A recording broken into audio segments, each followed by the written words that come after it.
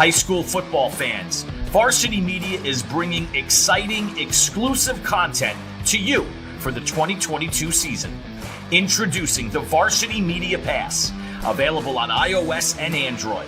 Accessible all season long, the Varsity Media Pass features game highlights, weekly podcasts, a clash of styles, out in Setauket. We love those differing styles, right?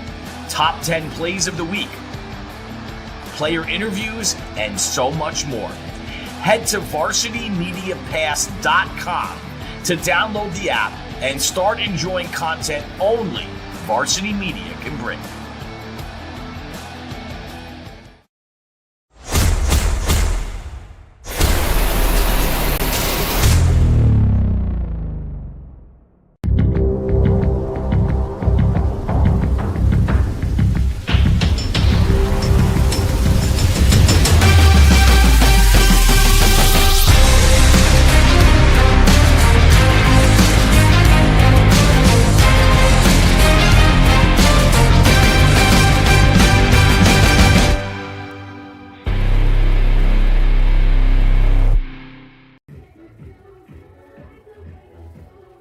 From Mitchell Athletic Complex in Uniondale, Long Island, Varsity Media Sports Network presents the Catholic AA1 Championship Game, featuring the second-seeded Mavericks of Moore Catholic coming in with a 9-2 record, and the top-seeded Titans of Holy Trinity at 8-1.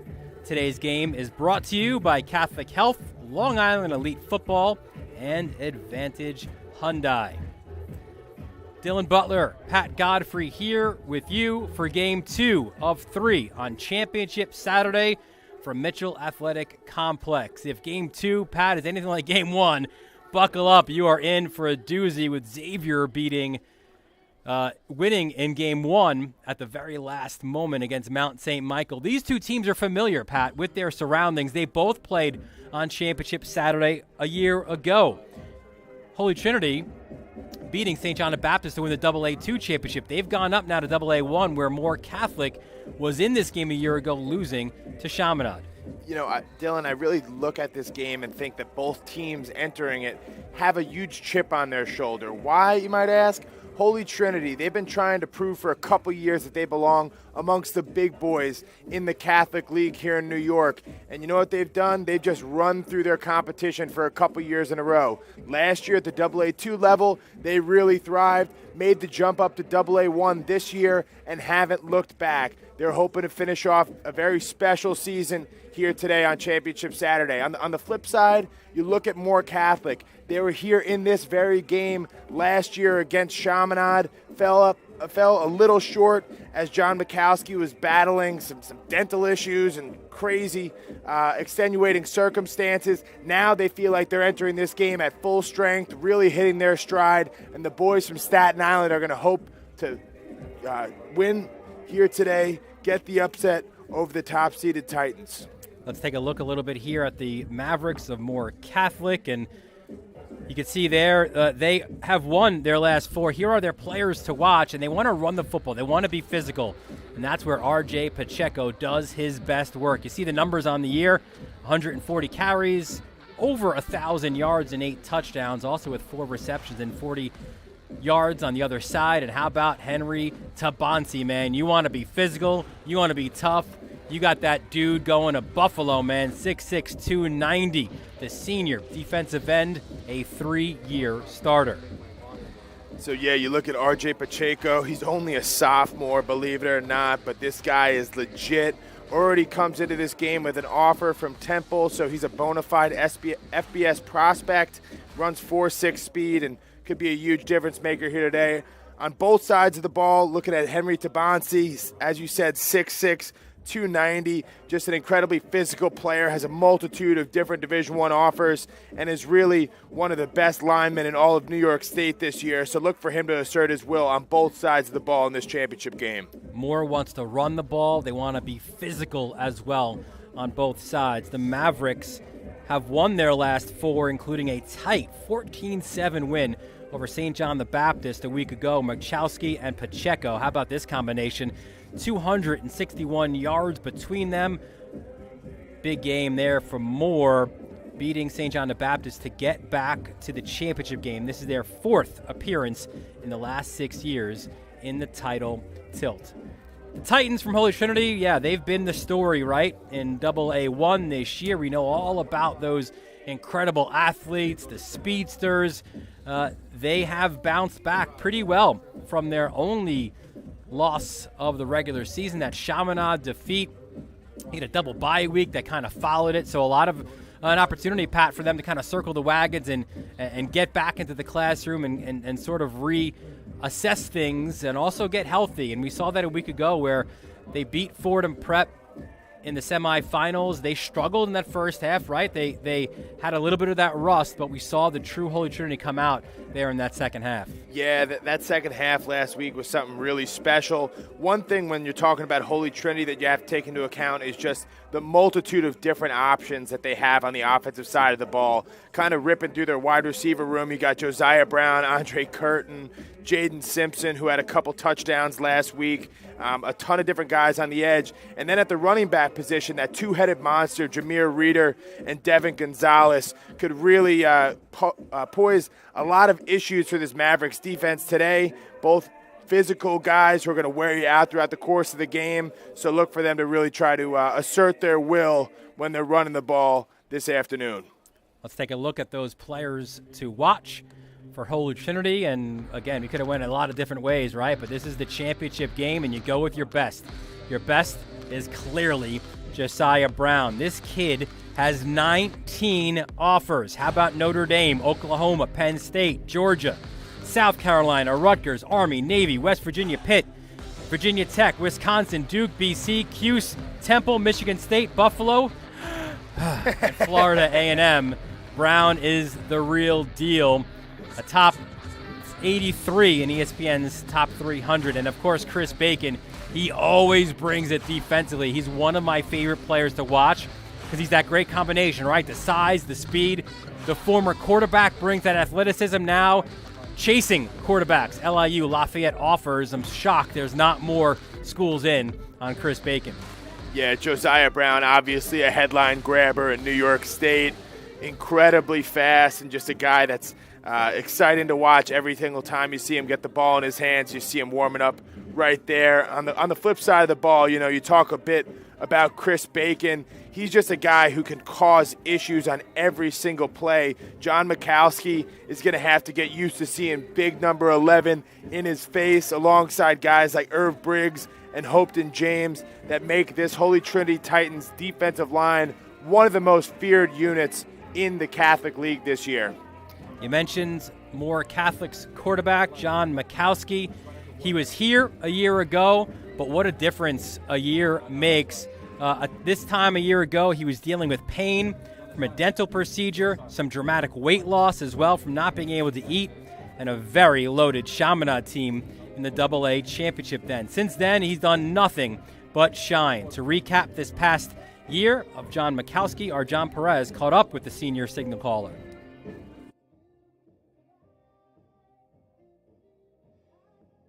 What it was like to play in that game. I could only imagine how uncomfortable it was. Not only that, but you were probably rusty from really not practicing that week, and coach was saying how he had to delay installing a new offense for Chaminade because he didn't have his quarterback. So what was actually playing in the game like? What was your level of pain and how difficult was it? Yeah, that was brutal. That whole thing was probably like one of the worst experiences I've ever went through, like pain wise, and the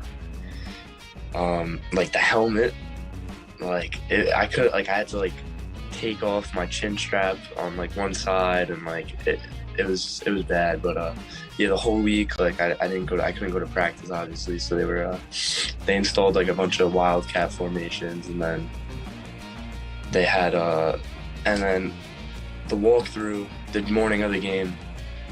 It was pretty much we installed a new formation, and we installed a few new plays on the fly, and Yeah, but playing in the game, that was pretty tough. Like pretty much any like contact to like my face, like it hurt a lot, and yeah. Yeah, I could only imagine. And then insult to injury. Obviously, it doesn't end the way that you want to. Chaminade wins the game, but Coach was saying how that Tuesday you rallied the rest of the team into the weight room. Yeah. So not only is your mouth and face in pain, but you get the loss, but you want to go to the weight room. Tell me about that decision and the other captains that really led into that workout, and what was the mood like post-loss? You know, no one was really like joyful, and everyone was kind of down. They beat us up pretty bad in that game, and like we just knew we had to like get back to work. And Tuesday we had lifting, and we went really hard in the weight room, and that pretty much like set the tone for the whole off season. How did that help you guys get ready for this year? I could imagine you had Saturday scheduled on your calendar, I don't know, last November? Is that fair to say? Yeah, we knew like this was our goal coming into this season. We knew we wanted to be back in the championship. Just after that game, everyone was pretty like unsatisfied, and whole off season, all camp, our goal was just to win a championship. So that's what we plan to do Saturday. And you get Holy Trinity again, which you guys play tough at their place, and you get another opportunity at them. What do you take from that game, and what are some adjustments you guys are trying to install for this game? Just got to clean up a lot of things, you know. We on offense, like as a whole, we didn't do what we should have done. Which is a good thing, because like we see like what we did wrong, and we know like that wasn't our best effort, and knowing that this week, as long as we just do what we got to do, like we should end up with like a good result. There's still a half left to play. What would a championship mean to you, this group, and the borough of Staten Island? You know, huge. We're the only Catholic school left on Staten Island, still playing. So I know a lot of people in Staten Island are rooting for us, and a lot of people aren't. But you know, hopefully Saturday we just go out there and get the job done. You're watching the Varsity Media Sports Network, the home for New York high school sports. At this time, we ask that you please rise. Some great stuff from John. We'll take a quick break. We'll get the opening kickoff when we return here for the AA1 Championship, presented by Catholic Health, Long Island Elite Football, and Advantage Hyundai, right here in the Varsity Media Sports Network. You're watching the Varsity Media Sports Network, the home for New York high school sports. This is John Stern, General Manager of Advantage Hyundai in Hicksville. I'd like to invite everyone to come see our brand new state-of-the-art showroom. We are now able to enhance the customer experience. We have a state-of-the-art showroom with a beautiful waiting room, big screen TVs, coffee bar, breakfast every morning. Just some of the things that Hyundai provides: 3 years paid maintenance, oil changes, tire rotations. So you really have a headache-free vehicle for the length of the lease. Here at Advantage Hyundai, we have one of the largest inventories in the state, with over 100 new cars in stock and over 100 pre-owned vehicles in stock. We have something for everyone. Please come see our brand new showroom, where we put customer satisfaction first. We treat every customer as an honored guest in our home, every day, every time, without fail, no exceptions. Hope to see you soon. At Catholic Health, when we see our island, we see extraordinary life. The most extraordinary of which is you. It's because our Catholic faith places the highest value on people, all people. It's the inspiration for our exceptional medical care with unmatched compassion. And it's why at Catholic Health you're more than a patient. You're someone's family, best friend, and a neighbor to us all. Long live Long Island.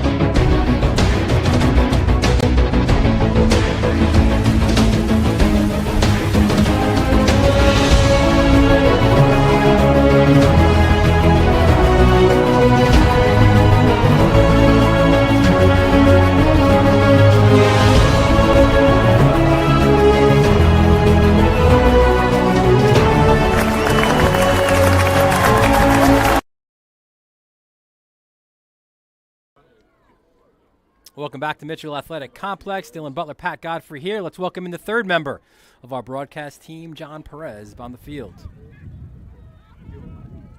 Guys, it's been a long 363 days for Moore Catholic, but boy, are they excited to be in this game. Specifically, their quarterback, John Milchowski, who we spoke to in the pregame and earlier this week. You remember last year, he had to have emergency dental surgery. It led to a swollen head. Very uncomfortable in that loss to Chaminade. But, like we mentioned, the 363 days ago, Moore Catholic, after their loss to Chaminade, had a team-only weightlifting workout, and they've been waiting for this moment. Very impassioned, called upon by the captains, Milchowski and the rest of the team. They only had two seniors from a year ago. They circled November 19th, 2022 on their calendar, and they are ready to go today. And as for Milchowski, no dental surgery, and he's got a fresh haircut, and he was zipping it in pregame. Guys, back to you.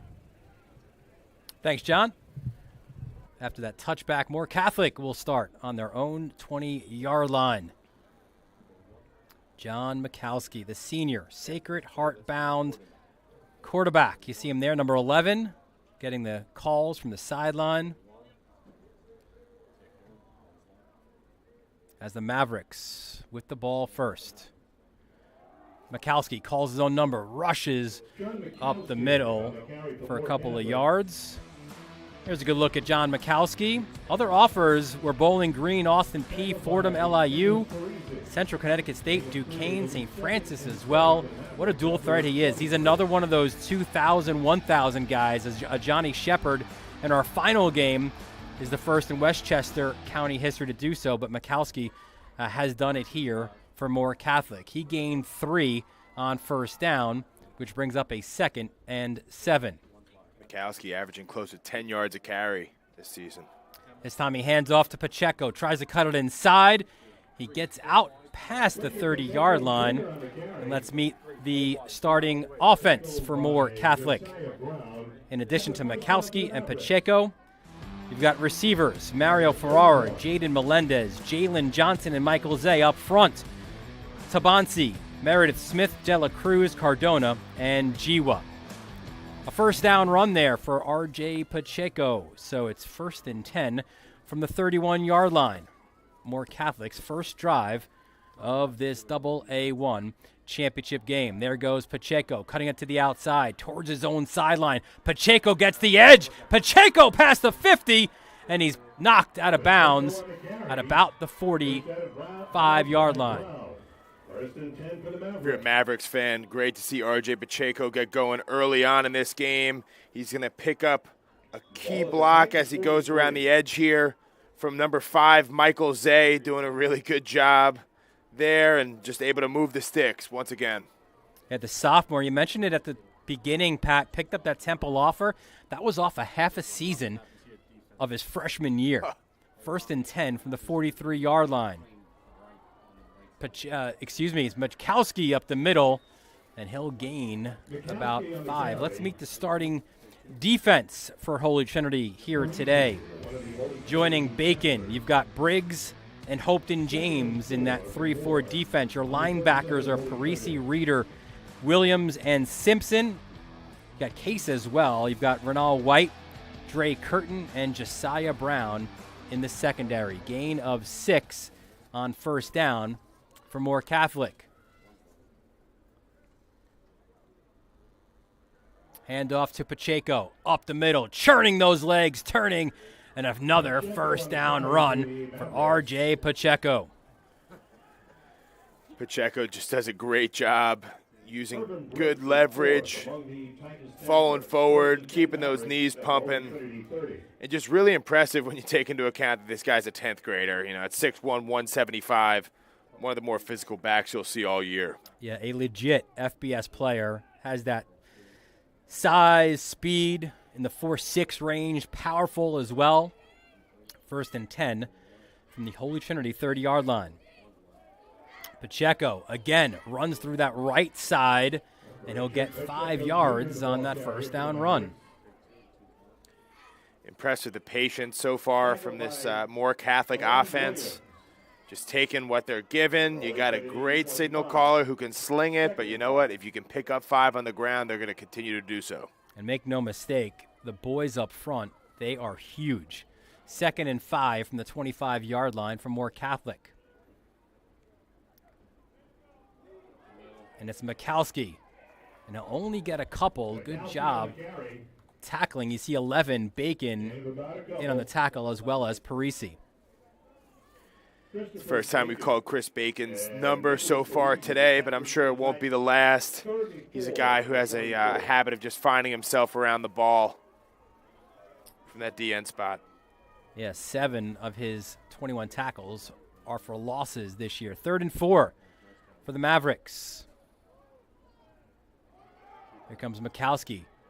Jukes it, cuts it to the outside, gets the first down and more.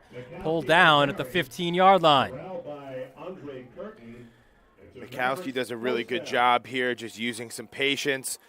Looks like it was originally a zone left, running behind big Cyrus Cardona, Meredith Smith and Henry Tabansi, able to just cut it upfield behind those big blocks. Yeah, we said before, these guys are big, man. Tabansi, 6'6", 290. Meredith Smith, 6'4", 285. Handoff again. It is Pacheco. And he'll only get a few. Then you got Jay De La Cruz at center. He's 6'1", 270.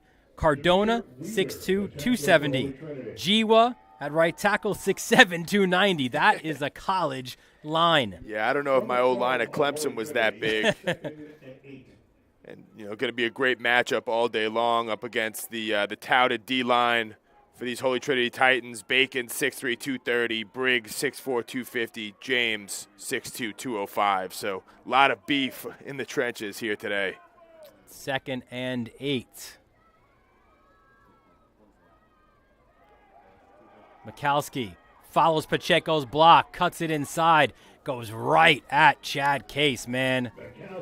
That was a train wreck there between those two.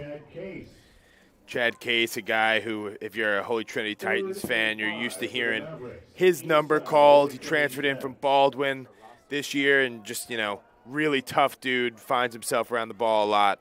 Nice collision with Mikowski. 3rd and 5 from the 9-yard line. This the opening drive of the first quarter. It's been all running so far for the Mavericks. Mikowski will do it again. Up the middle, pushes forward. He gets to the 5. He looks to be just shy of that first down marker. Brings up potentially a big decision here for that Moore Catholic coaching staff and Coach Giannatasio. 4th and 1. Are you going to put it in the hands of perhaps Mikowski or your stud running back Pacheco? Yeah, Giannatasio, 7th season overall at Moore Catholic at Port Richmond, 1991 graduate. There is Mikowski.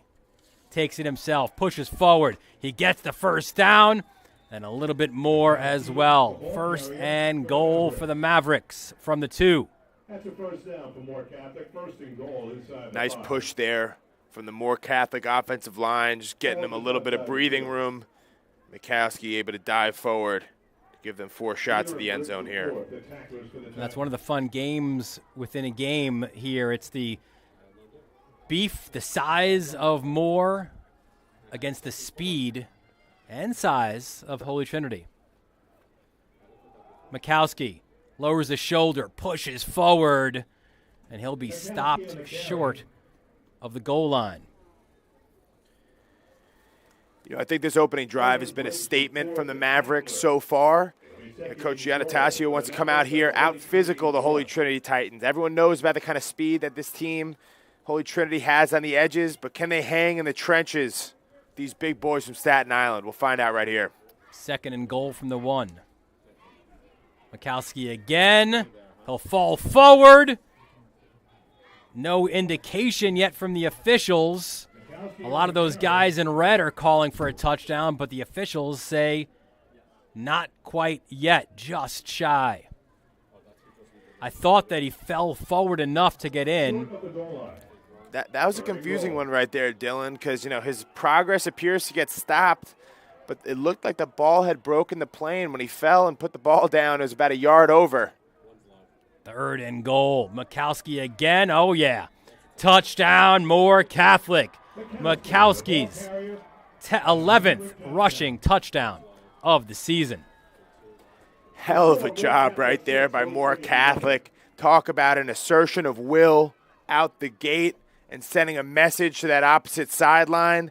Didn't pass the ball a single time marching down the field, and the combo of Mikowski and Pacheco is enough. You'll see the senior quarterback right here. Lower his shoulder, find the crease. Won't be denied. And up by 1 score early on in this AA1 title game. PAT is up and good. You mentioned that combination. How about Mikowski? 10 carries for 36 yards, including that 1-yard score, and Pacheco with 5 carries for 50 yards. That's the way you start the game, and what an opening statement as well from the boys from Staten Island. Absolutely. I think getting out in front of Holy Trinity early is real important for Moore Catholic. Holy Trinity has the ability to score in bunches really, really quickly, but I think they sent a clear message out the gate right there. These two teams met in the regular season, and that one was a tight win for the Titans, a 21-14 win in Hicksville, and it was a game where Moore Catholic rallied. They tied it late. There you see it. And then Devin Gonzalez, it was a missed assignment defensively where a linebacker read it wrong, and Devin Gonzalez took it to the house, a 73-yard touchdown. Mikowski had himself a day, man. 301 yards passing. He did throw those 2 picks, 10 carries, 101 yards, and a touchdown as well. So that's one thing, and we'll get to the keys after this kick here. That's one thing that Moore wanted to clean up for sure. Short return as the returner went out of bounds. I think it was Josiah Brown. So let's take a look at those keys to the game for both teams. For Holy Trinity, it's about controlling the ball offensively, remain consistent. They've been so good defensively, and they need a big play on specials. So many of their big plays on specials, Pat, have come back. Moore Catholic, you want to be better with those run fits than last time, win the line of scrimmage, and that's what we were just saying, right? Those good decisions throwing the ball. No doubt. Last time these two teams met, a touchdown was the difference, and John Mikowski had 2 interceptions. I think if they're able to clean things up in that element of the game, make sure not to turn the ball over, that's going to be really key, especially when you're talking about a championship Saturday, a thin margin of error for both squads. And a flag right away. We saw Simpson in motion. Our referee, John Santiago, calls the penalty against the Titans. Holy Trinity, going to want to play a clean game. And there's a look at Rocco Raynone, the quarterback, 64% of his completions, over 1,000 yards and 13 touchdowns. He's also rushed for 4 touchdowns, the junior from Glen Cove. 3rd in the AA1 in passing yards this season. One thing that Rocco Raynone does so well is just distributing the ball to his variety of different weapons on offense. Gets a lot of guys going early on. 1st and 15 now off that penalty from the 20-yard line. There is Reeder to the outside, and he is hit for a loss. Really nice play there by Giovanni Maniscalco. Senior, 6'2", 225, steps up. And this is not the direction that Kamal Roy wanted his offense to be moving in response to that opening drive for Moore Catholic. Yeah, you got the penalty first, and now a loss of one off that hit by Maniscalco, which puts you in now a 2nd and 16 spot from your own 19-yard line. You've got Josiah Brown at the bottom of your screen. Damon Stewart Jr. defending him. A flip to this left side, trying to get the ball carrier into space. And that was Dre Curtin, not much doing. Let's take a look at the offense for Holy Trinity. Joining Raynone and Reeder and Brown and Curtin, you've got Simpson and Cruz, your other receivers.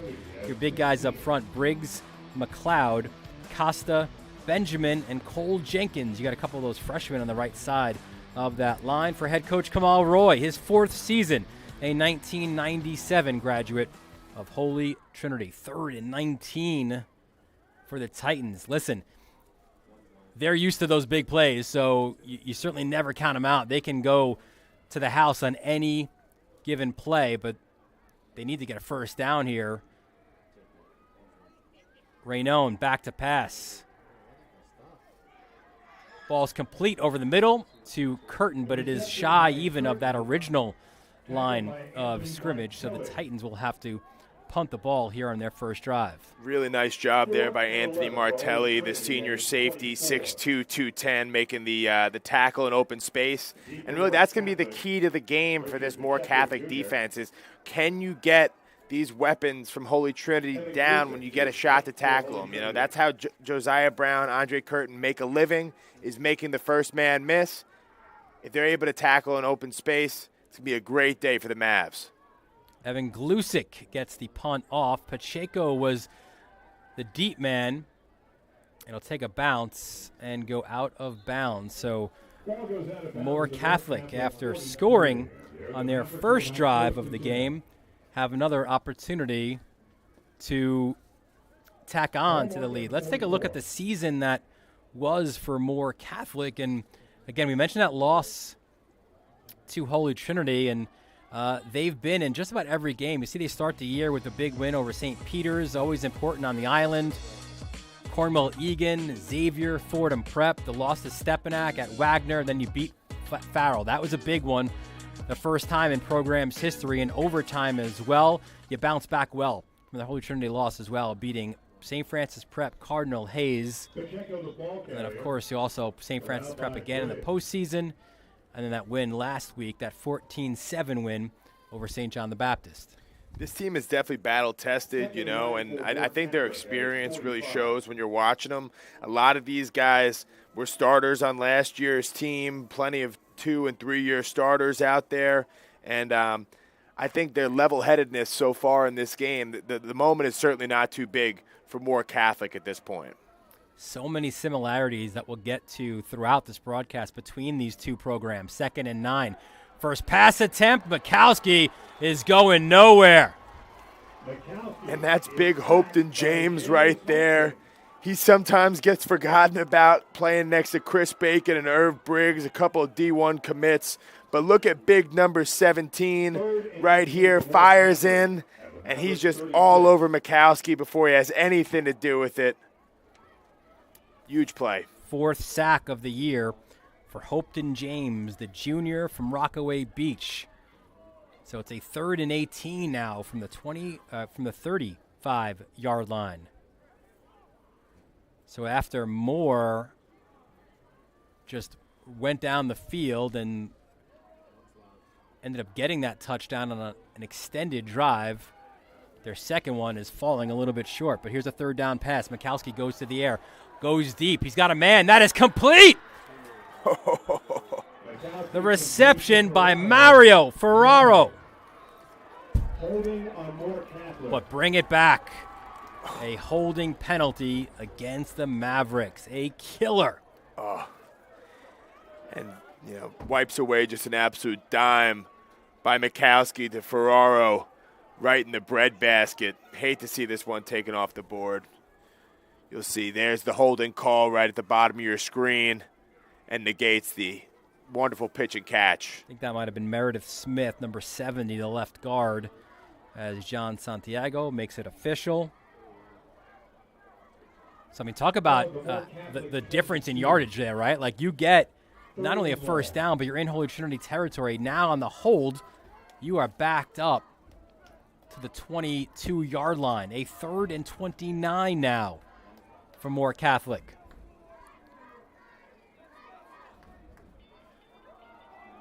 And this time it's a handoff as Pacheco only gets a couple yards, and there's number 17 again, Hopeton James with the tackle.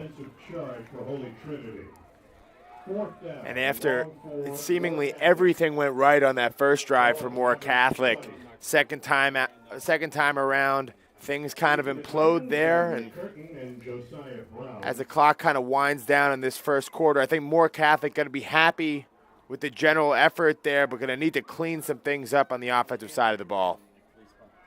The punt will come off right at the end of this quarter, and it bounces out at the 48-yard line. So Moore Catholic jumps ahead in the first quarter, and they lead Holy Trinity 7-0. You're watching this AA1 Catholic Football League Showdown presented by Catholic Health on the Varsity Media Sports Network. You're watching the Varsity Media Sports Network, the home for New York high school sports. High school football fans, Varsity Media is bringing exciting, exclusive content to you for the 2022 season. Introducing the Varsity Media Pass, available on iOS and Android. Accessible all season long, the Varsity Media Pass features game highlights, weekly podcasts, A clash of styles, out in Setauket. We love those differing styles, right? top 10 plays of the week, player interviews, and so much more. Head to varsitymediapass.com to download the app and start enjoying content only Varsity Media can bring.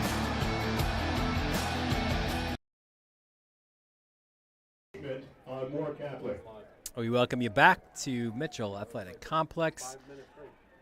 Dylan Butler, Pat Godfrey here with you. Start of the second quarter as Moore Catholic leads 7-0 in the AA1 championship game presented by Catholic Health. An encroachment penalty on the first play pushes Holy Trinity back up by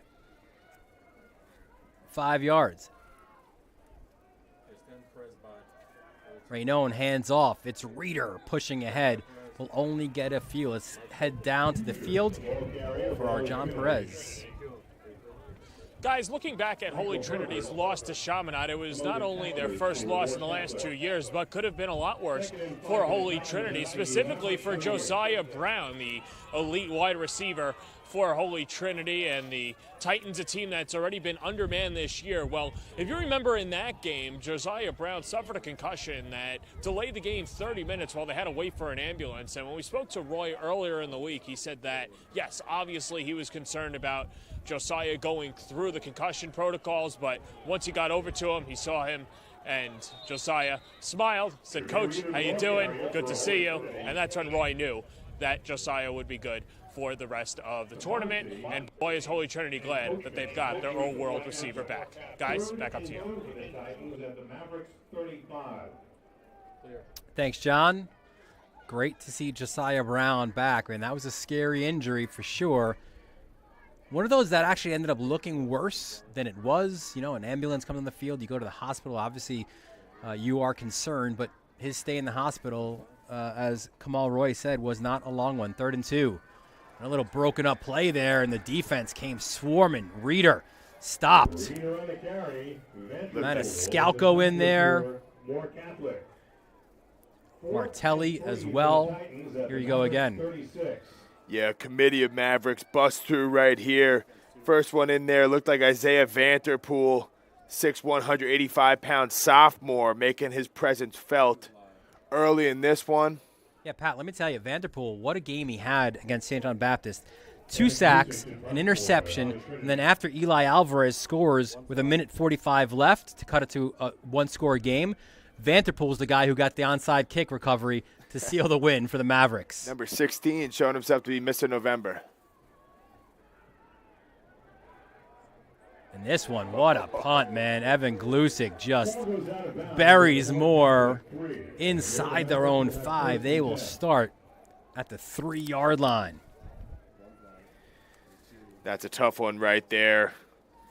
And, you know, if you're Holy Trinity, we always talk about it. It's a 3-phase game, and that's a really key thing right there. You know, these guys, Mikowski, Pacheco, you want to make them work for every single yard. And by having them start off on the 3-yard line, you make life a lot more difficult for that Maverick O. This drive starts from their own 3. And Mikowski starts from his own end zone. Takes the handoff, pushes forward. And he'll get out to about the 5. We mentioned it before, right? Mikowski, this is the guy who's the strongest on your team, a guy who deadlifts over 500 pounds. And guys just kind of bounce off Mikowski a year. And the running game is something that he's really improved on. You know, he wasn't a guy, he kind of ran out of necessity, and he was okay a year ago. And this year he's become an elite runner.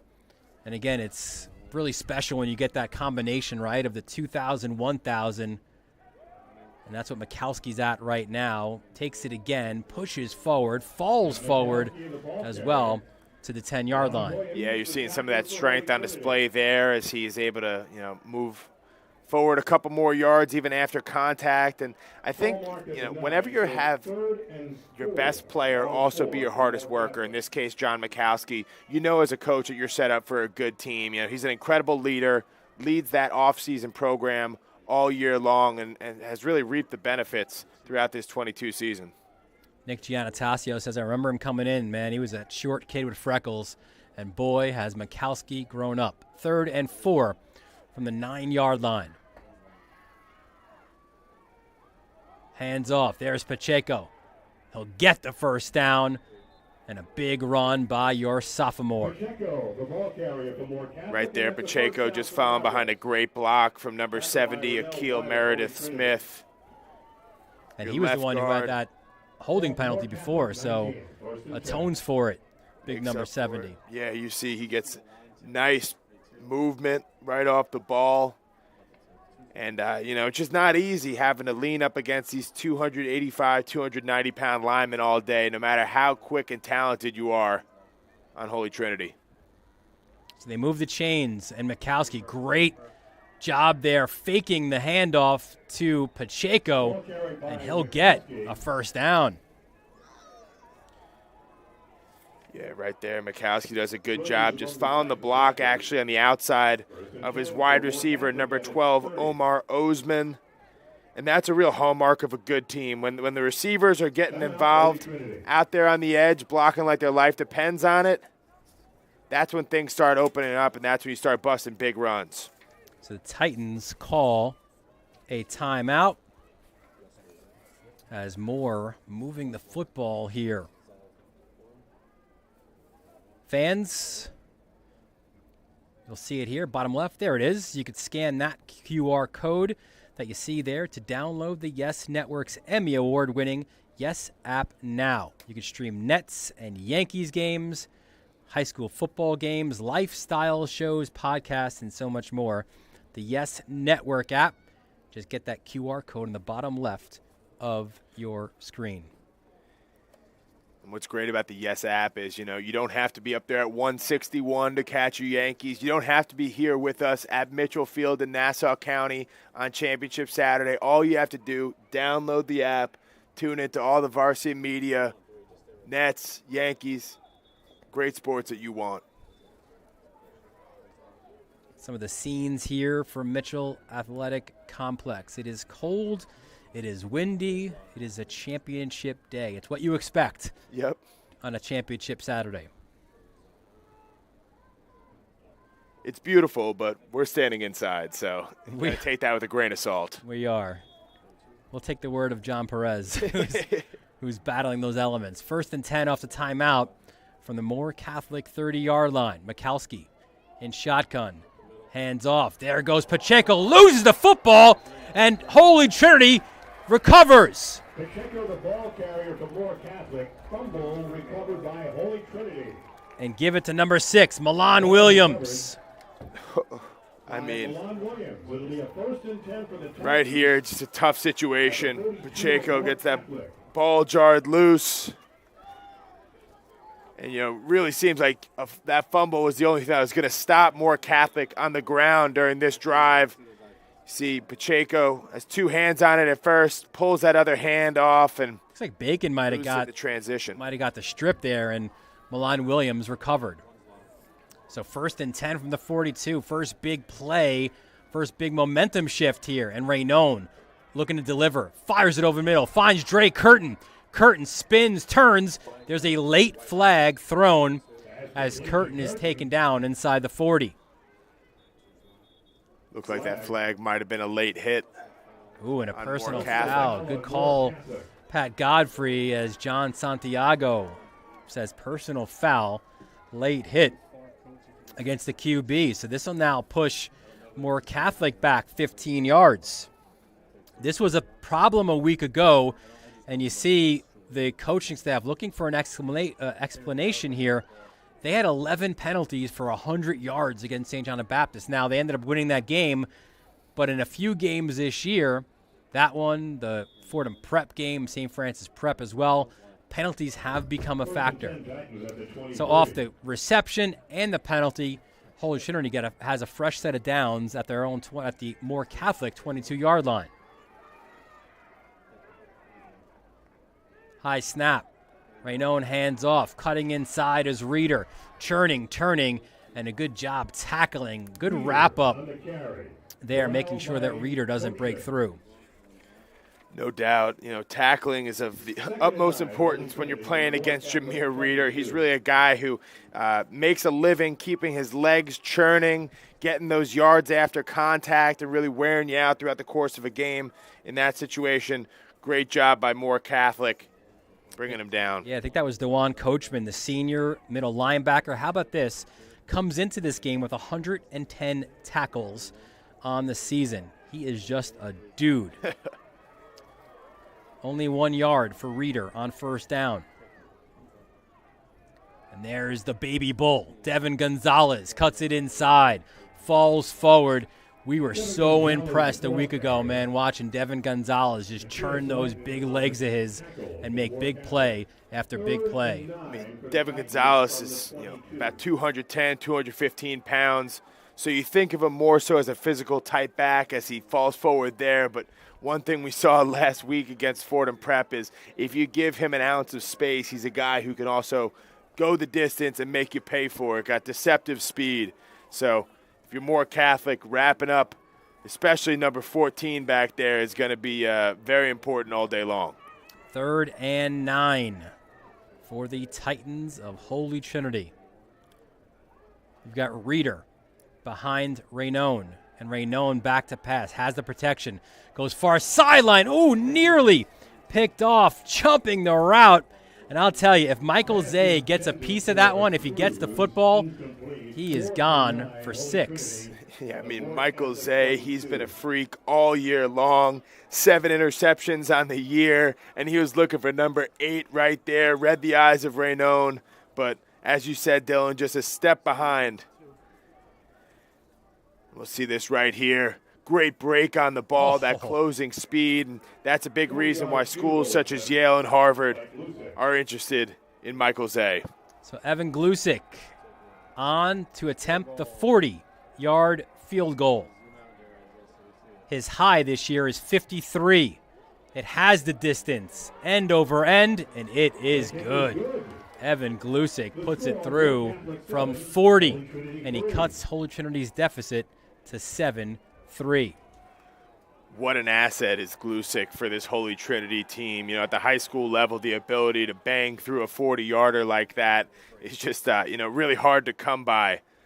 So right there, still able to walk away with points and their heads held high as Titans.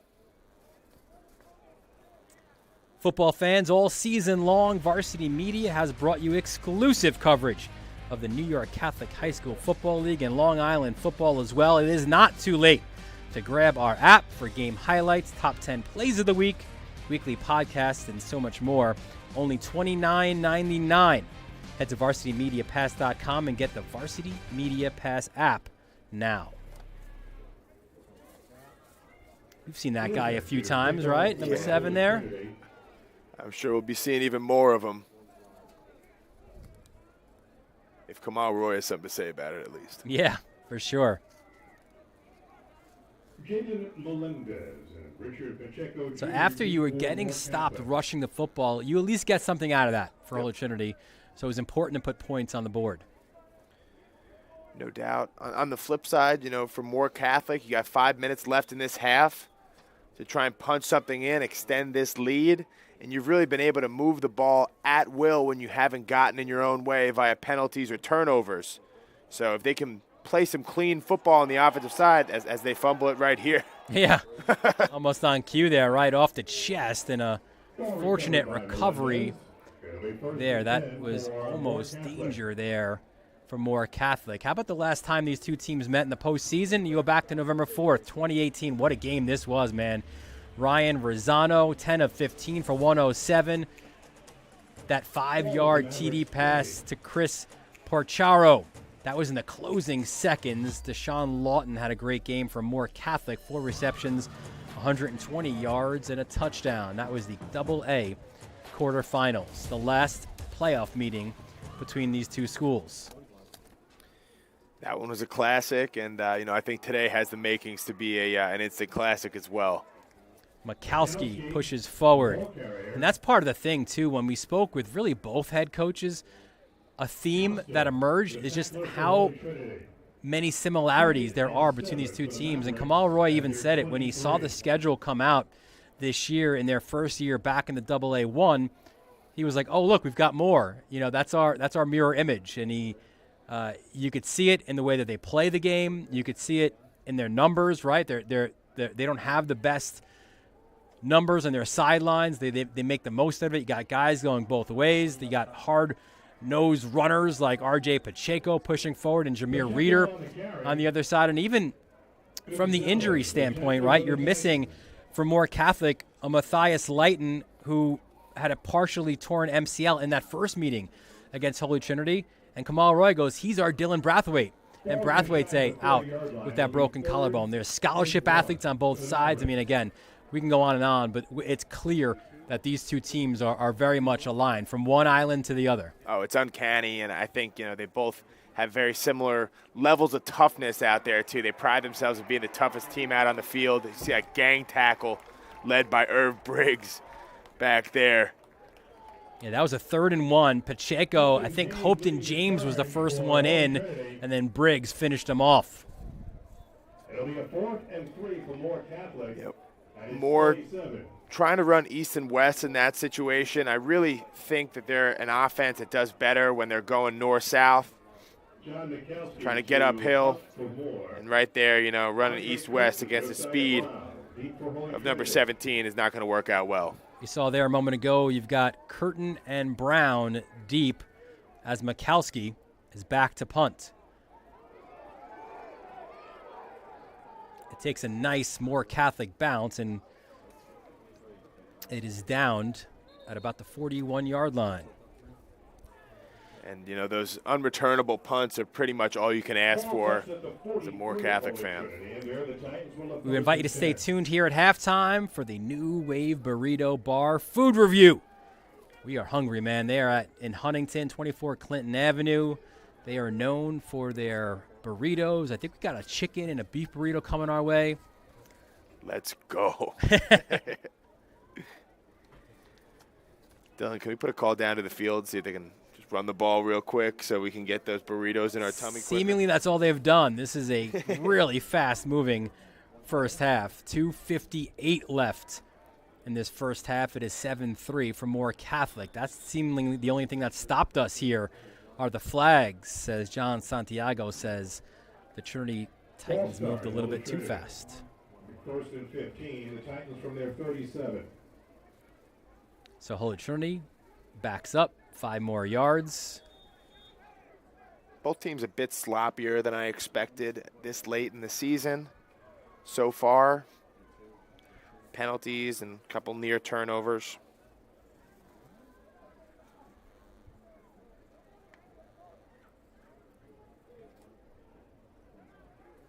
First and 15 from the 37-yard line.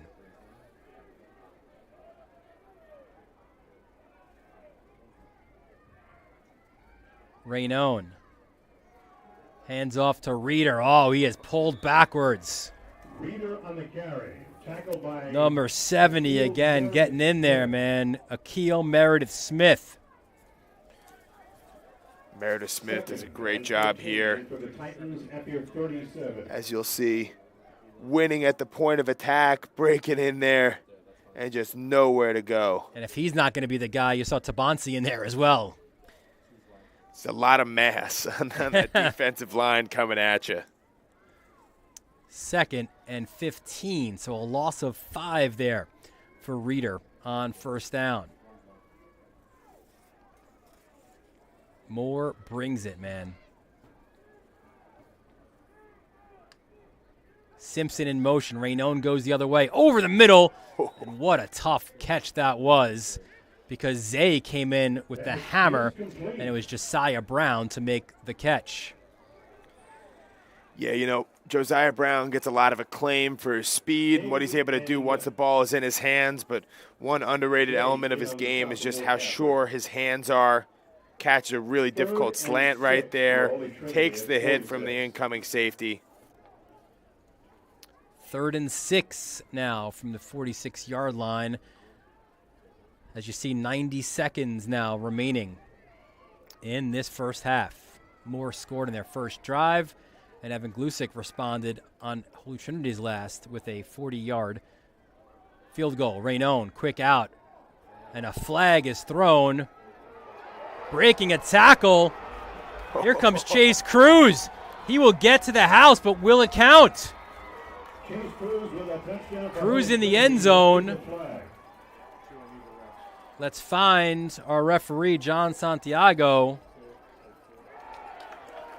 And it's on Moore Catholic. Touchdown for Holy Trinity. Dylan, we talked about how important it is to tackle in space against this Holy Trinity team. Right there, Chase Cruz makes a really difficult catch, is able to just keep fighting, and breaks away for the touchdown. Cruz, only a sophomore, makes that play, and just one of quite a few different weapons on that team, going in for the 54-yarder.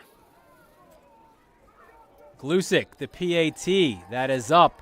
And it is good. So after trailing 7-0 early, Holy Trinity has reeled off 10 straight points, and the Titans lead this one 10-7.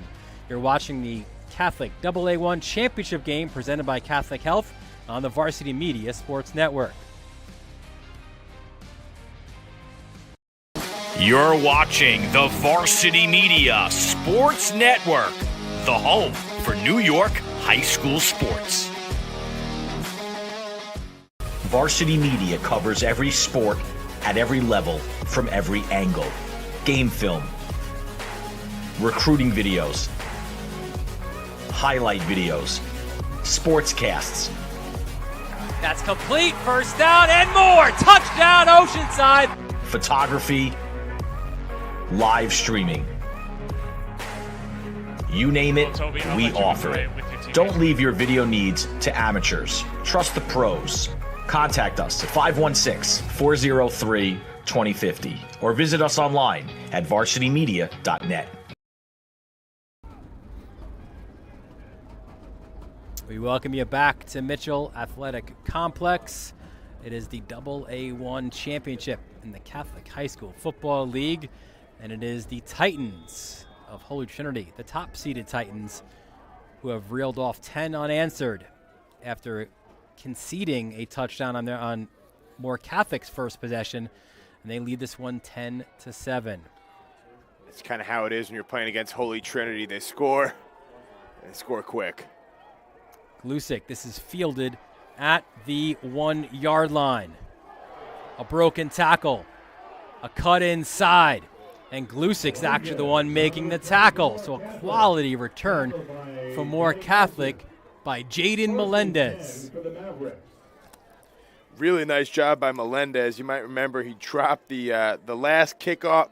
This time redeems himself, hits the seam, and gives his team some great field position opening up at the 45 to start this drive. A really good chance here for Moore Catholic to perhaps score here at the end of this first half. 54 seconds remaining, and they've got a half a field to go. Mikowski. Plenty of time to fling it. Finds a man. That is complete. That's Omar Osman. And Osman is downed inside the 30. Omar Osman, the junior, throwing his name in the ring, makes a good catch here. What Mikowski does is he doesn't rush it. He's got a ton of time, finds the open receiver, delivers the ball right on target. Moore Catholic, you know, they're still chasing like a Monsignor Farrell as that great team on Staten Island, but they've got some championships to their name. Let's take a look at some of them. There you see it. It started back in 2003, and you know that one meant something, right? Because you beat St. Joe's by the C to win the A. Then you win the A again in 16, AA2 in 19. This is your second consecutive year now in the AA1 championship game, so Moore Catholic is certainly moving up the ranks under head coach Nick Giannatasio.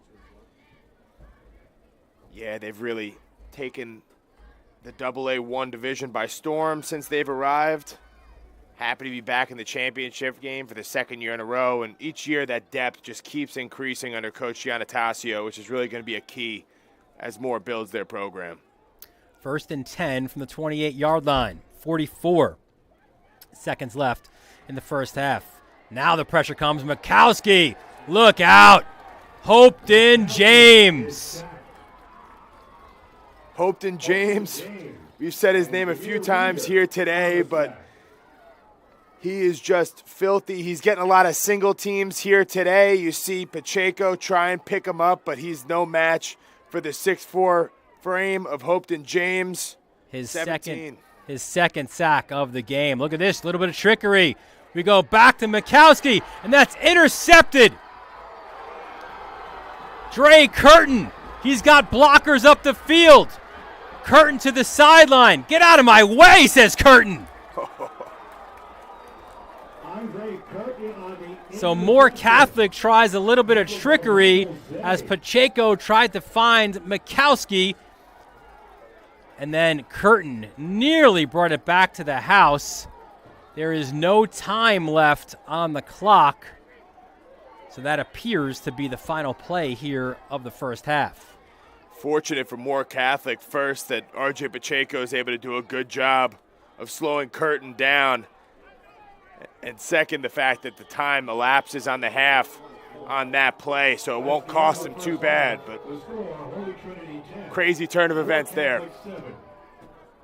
So Kamal Roy, the Holy Trinity head coach, not happy here with the clock and the time and thinking that they had an opportunity here. And think about it, too. That's points off the scoreboard, right? Because even there, even if there's 1 second left, we saw Evan Glusick kick a 40-yarder a moment ago. So you could see the frustration from head coach Kamal Roy. Yeah, it's a tough break. You know, if you're Andre Curtin, obviously you're not thinking to get out of bounds and try and preserve the clock. He was trying to take that one for 6. And it was pretty close there. I can't blame Coach Roy for being incensed. Feels like 3 points taken off the board. But ultimately, no dice. We'll send it down to the field. John Perez has Kamal Roy. Come on, I know you got to compose yourself now. You thought you had a second on the clock, but either way, defensively, you guys step up once again. What can you say about the defense in the first half? Defense been playing great all season. We bend, but we don't break. Moore's been doing a good job exposing some things, but we're making it happen now. I think we found our footing. How about the depth on this team, too? I mean, you've got a sophomore scoring a touchdown for you guys, put you in front. Yeah, it's special, man. We treat all the kids the same. We encourage them to make plays. You know what I mean? That's kind of the goal of what we do here defensively and offensively. So the expectation and level is high. He didn't quit on the play, which is important, man. Those are things that we can kind of go back to the drawing board and say, this is what we love about you, and we can kind of groom things from there. All right, thanks, Kamal. Thank you. That's Kamal Roy. We'll send it back up to you guys for the half. Thanks, John. Thanks, Kamal, as well. Great to get him, too, in that moment after, he's pretty emotional after thinking more time should have been on the clock. So Moore Catholic struck first, and then the Titans of Holy Trinity struck second. Titans lead this one 10-7 at the half. You're watching the AA1 championship game of the Catholic High School Football League presented by Catholic Health right here on the Varsity Media Sports Network. You're watching the Varsity Media Sports Network, the home for New York high school sports. This is John Stern, General Manager of Advantage Hyundai in Hicksville. I'd like to invite everyone to come see our brand new state-of-the-art showroom. We are now able to enhance the customer experience. We have a state-of-the-art showroom with a beautiful waiting room, big screen TVs, coffee bar, breakfast every morning. Just some of the things that Hyundai provides: 3 years paid maintenance, oil changes, tire rotations. So you really have a headache-free vehicle for the length of the lease. Here at Advantage Hyundai, we have one of the largest inventories in the state, with over 100 new cars in stock and over 100 pre-owned vehicles in stock. We have something for everyone. Please come see our brand new showroom, where we put customer satisfaction first. We treat every customer as an honored guest in our home, every day, every time, without fail, no exceptions. Hope to see you soon. At Catholic Health, when we see our island, we see extraordinary life. The most extraordinary of which is you. It's because our Catholic faith places the highest value on people. All people. It's the inspiration for our exceptional medical care with unmatched compassion. And it's why at Catholic Health you're more than a patient. You're someone's family, best friend, and a neighbor to us all. Long live Long Island.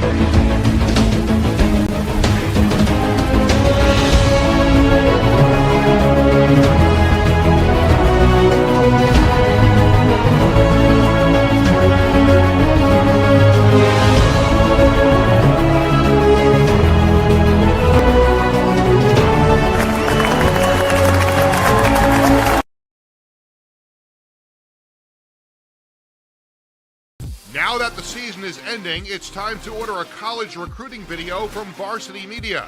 Our video will help save you thousands of dollars in college tuition and land a spot on the team. Our videos include a bio section, editing effects to help you stand out on the field, music, and a digital link to send to college coaches. And if you act today, we are offering 15% off when you mention this ad, good through Thanksgiving.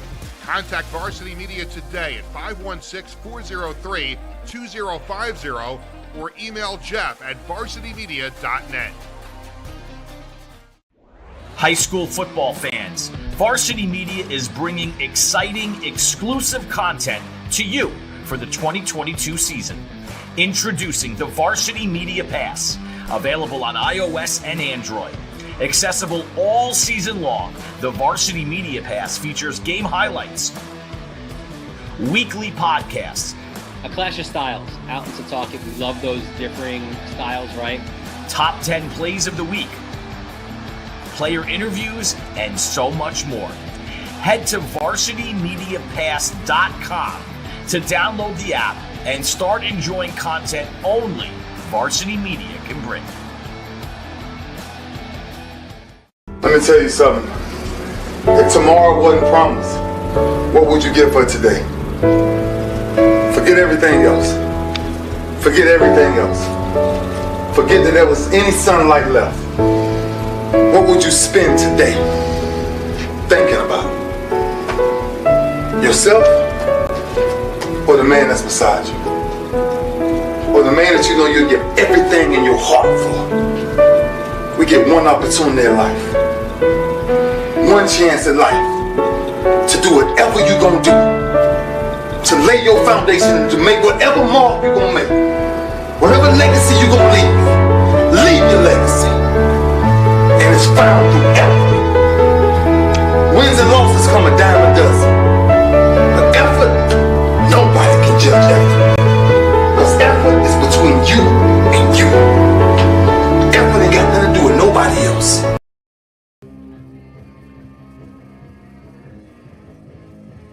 We welcome you back to Mitchell Athletic Complex. Halftime here of the AA1 championship game, and it's Holy Trinity with a 10-7 lead. Dylan Butler, Pat Godfrey, we welcome you into our booth here, and it is time for a few. Before we get to our feud review, by the way, we did not coordinate our Irish hats. We just knew it's the look on a championship day. You know, great minds think alike, and, telekinesis a little bit. So. 100%. All right, let's get to this. New Wave Burrito Bar.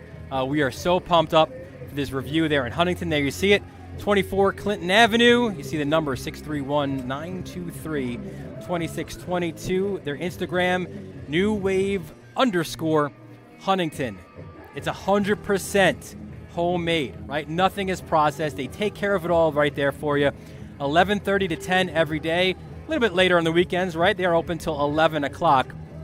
They are known for their burritos. And by the way, Raul, man, he's the dude right now. We got to shout out Raul for sure.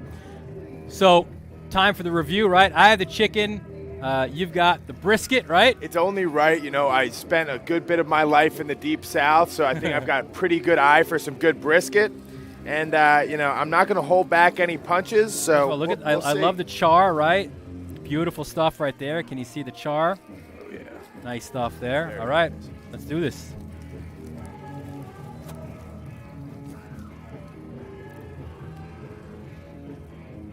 Okay.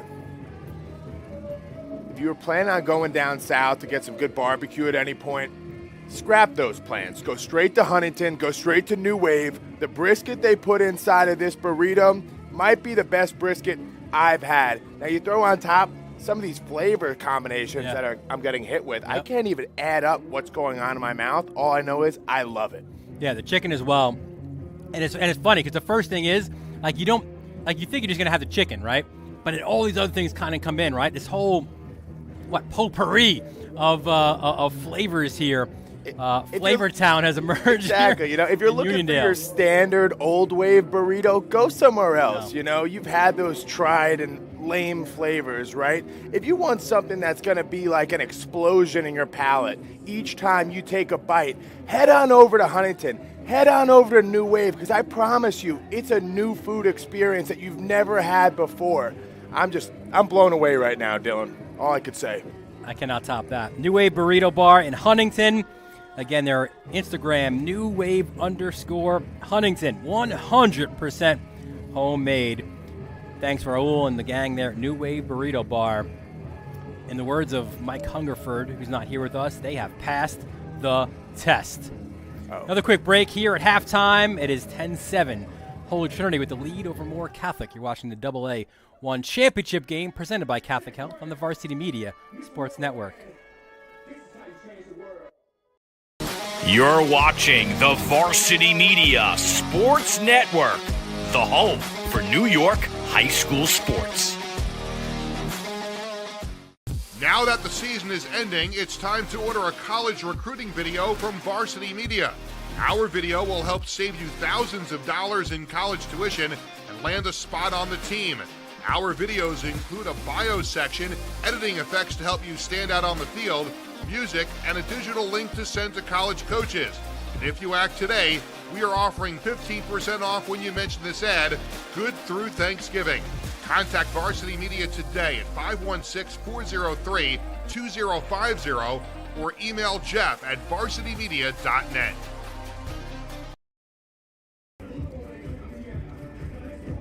We welcome you back to Mitchell Athletic Complex, halftime of this AA1 championship game between Holy Trinity and Moore Catholic.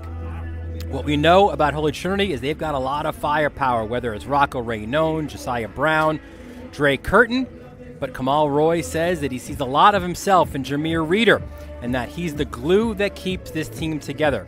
For more on Reeder, John Perez caught up with the Holy Trinity halfback. Jameer, when you look back at this season, yes, a championship is still on the horizon, and that's something that you guys have been trying to attain for a year now, since last year. Having said that, though, do you have moments in the year where you do appreciate all that you guys have gone through and the success that you've had leading up to this point? Yeah, especially from last year, even winning a chip and coming now, because this season our main focus was to continue building and not let success really defeat us. So focusing on that and moving forward from now. Yeah, sometimes I take a moment to look at all that we've been through, all we're still going through. The season's still not over. And yeah, it's a good thing to sit down and acknowledge all that happened. Thinking back at this past season, and there was a lot of hype going into the Kellenberg game. You're up against a AAA opponent. A lot of people are saying that not only is Holy Trinity a AAA team with the stars that you have, but could probably compete for a AAA championship. Did you look at that week a little bit differently going into it? And I guess just for you personally, how gratifying was it to knock off Kellenberg and you yourself have a big game? I had a lot of confidence going into the game, knowing our coaching staff is one of the greatest in New York, and knowing the guys around me would support me just as much as I would support them. So one way I thought of it as any other ordinary game, but another way I thought of it as us proving ourselves that we could handle the top teams in New York. I mean, there's a play, it was Varsity Media's top 10 play, where it looks like you're stopped at the line of scrimmage and then you just keep going. Take me through that play, all the way to the house for a TD. See, that game, it was just, that play itself was the icing on the cake.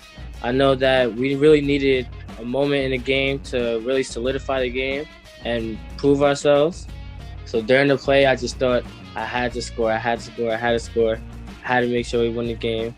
Because when the game's on the line, I like to take the game into my hands. And I know my teammates got my back just as much as I got theirs. So they executed very well. I executed very well. And the play is that.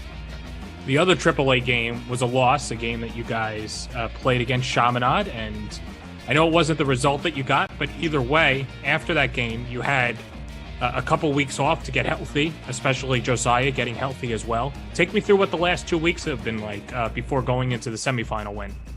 It was a lot of recovery. We didn't want to go straight into banging out with pads. We want to make sure everybody was ready and set because we had a lot of injuries after the game. And so, yeah, we took the time to really develop within ourselves, not only physical reps, but mental reps a lot. And we went through a lot to prepare for our next team, to which we got them on. What would it mean to you and your team to win a championship for the second straight year? It would mean, honestly, a lot for us and the coaching staff to show that we're still hungry and we're never satisfied with however many wins we get. And we just look to be the best team we could be. You're watching the Varsity Media Sports Network, the home for New York high school sports.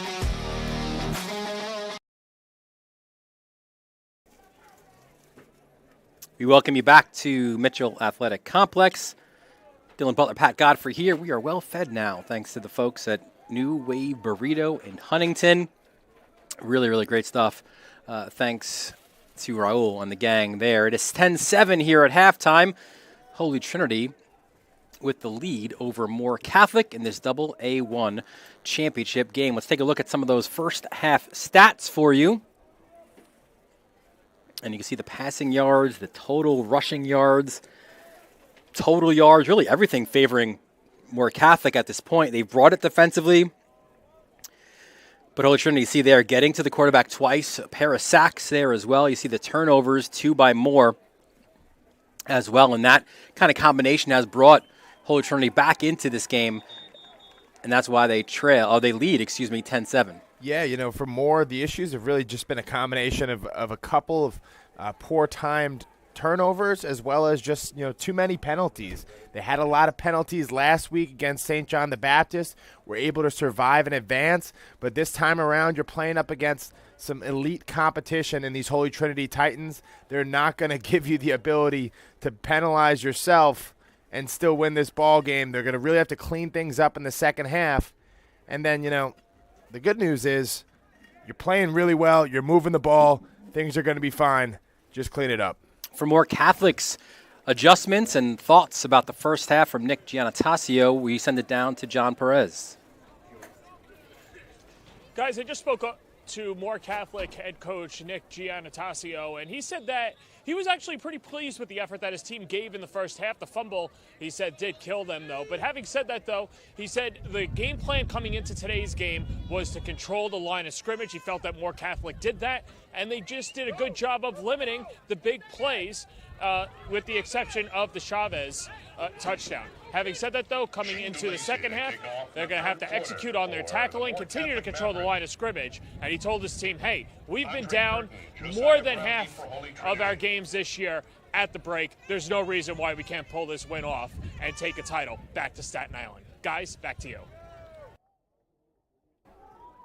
Thanks, John. Shane DeLacy set here to kick off. This one fielded at about the 19-yard line, a little juke. And look at this, there's some daylight, but unable to tiptoe that far sideline was Josiah Brown. You really need to hold your breath as an opposing fan every time Josiah Brown touches the ball. Makes even those regular returns look kind of special. So the Titans with the ball to start the second half.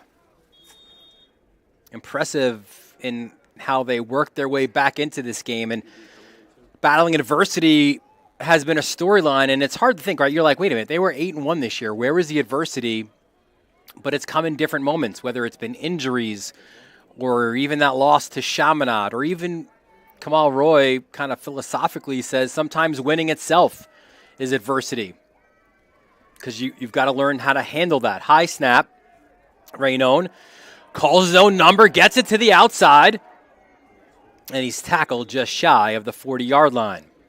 That's a great point, though, that you highlighted by Kamal Roy. Sometimes it is tougher to learn through winning than it is through losing. You learn a lot of lessons about yourself when things are going poorly, not so much when things are going great. But somehow this Holy Trinity team has continued to go stronger and better throughout the course of the year, while only needing that one loss to Chaminade to get to this point. And off of that loss, you had that double bye week, which in itself creates adversity, right? Because how do you respond? You had some disciplinary situations before last game as well. So all those things you kind of put into that bucket of how you respond to adversity. And so far the Titans have done just that. There's Devin Gonzalez trying to get that first down, and he is so hard. You cannot take Devin Gonzalez down on first contact. Yeah, I lost him like midway through that play because I just assumed he was down, and he squirted out the other side. No, 14 is just a load to bring down every single time. Again, the baby bull, just a sophomore, Devin Gonzalez, all of 5'11", 210. Had a pair of touchdowns against Fordham Prep in that semifinal win, including that 72-yard clinching TD. If you missed it, go to Varsity Media Pass right now. It is on our top 10 plays. 1st and 10 from the 44-yard line. Raynone, he's got a man deep. Curtin, the catch. He had to come back, Pat, to grab that, and he still got some extra yards after the catch. Yeah, Rocco Raynon put a good bit of ball or air underneath this ball, knowing that he had time to hit Curtin, and Curtin just does a great job kind of backpedaling underneath it. You'll see this one hangs up there for a while, but plenty of daylight between Andre Curtin and number 10, Mario Ferraro from Moore Catholic. Dre Curtin, he is just as fast as a Josiah Brown, as a Dylan Brathwaite, just as dangerous. In that big win earlier in the season, he was the leading receiver against the Immaculata.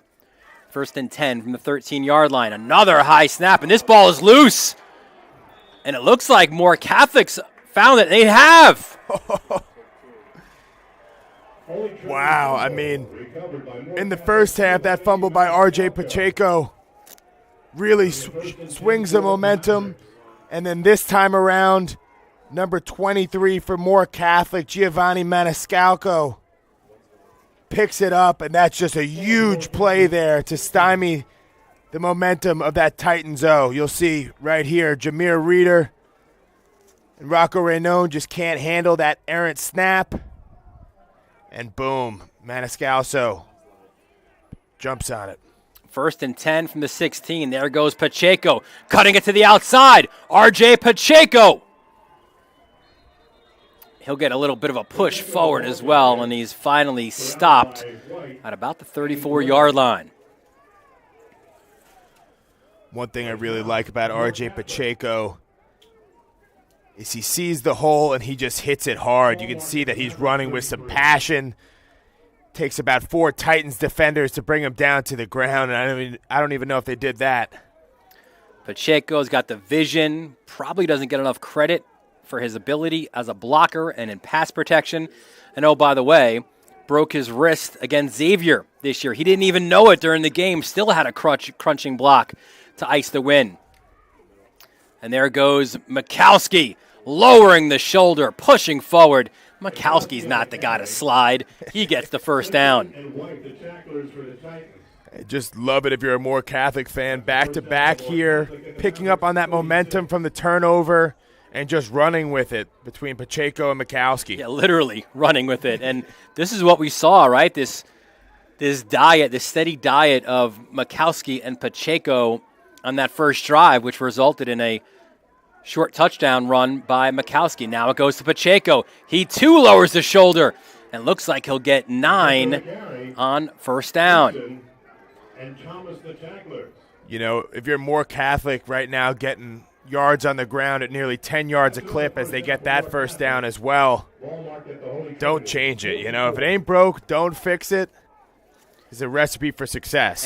And it's funny too, Pat, because the injuries for Moore Catholic have come among the receiving core, right? Again, Matthias Lighton was probably your best guy, 34 receptions, 524 yards, as Mikowski, this time a short gain, 7 touchdowns as well for Lighton, who's a 3-year starter as a junior with offers from Temple and LIU. He's out. Osman, we saw make a catch before. He was a game-time decision with a separated shoulder he suffered earlier this year. You have Michael Massino, another receiver, out.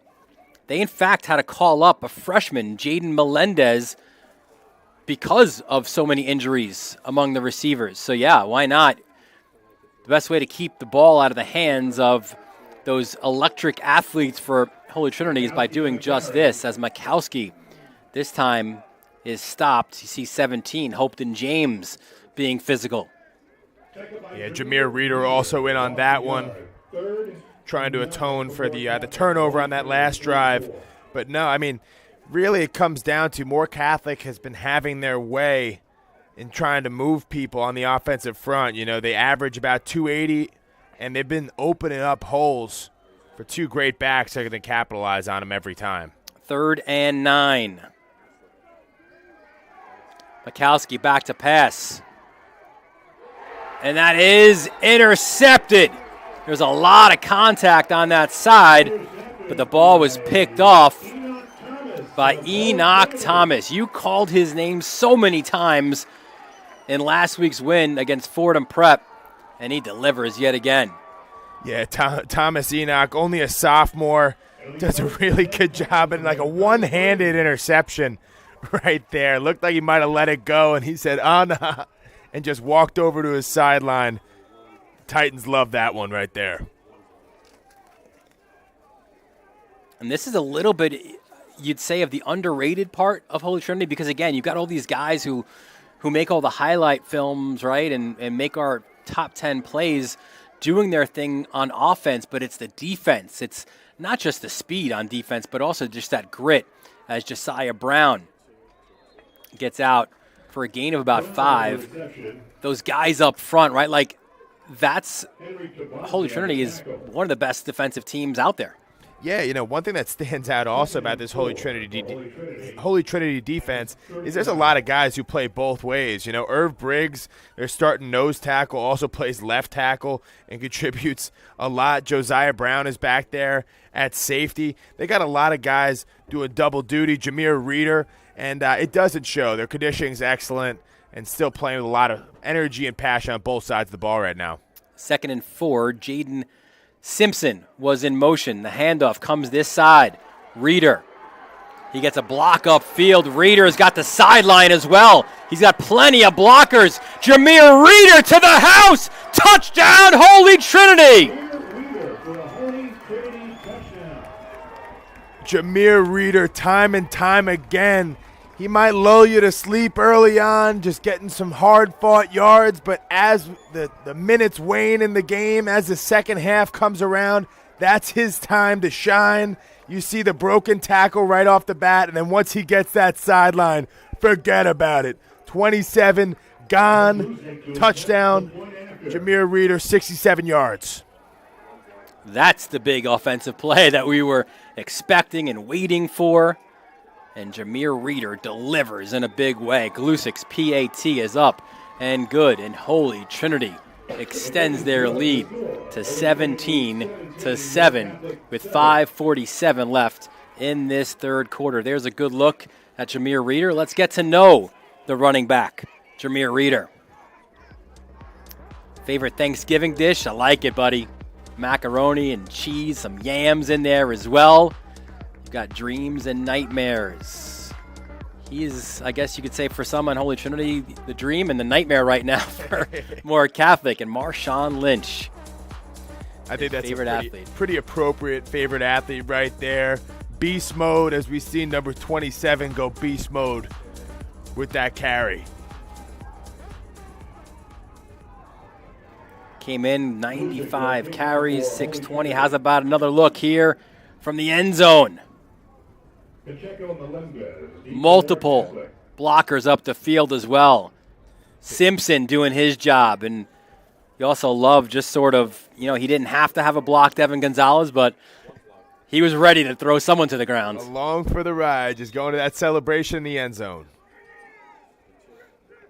So it's now 17 unanswered points for the Titans of Holy Trinity.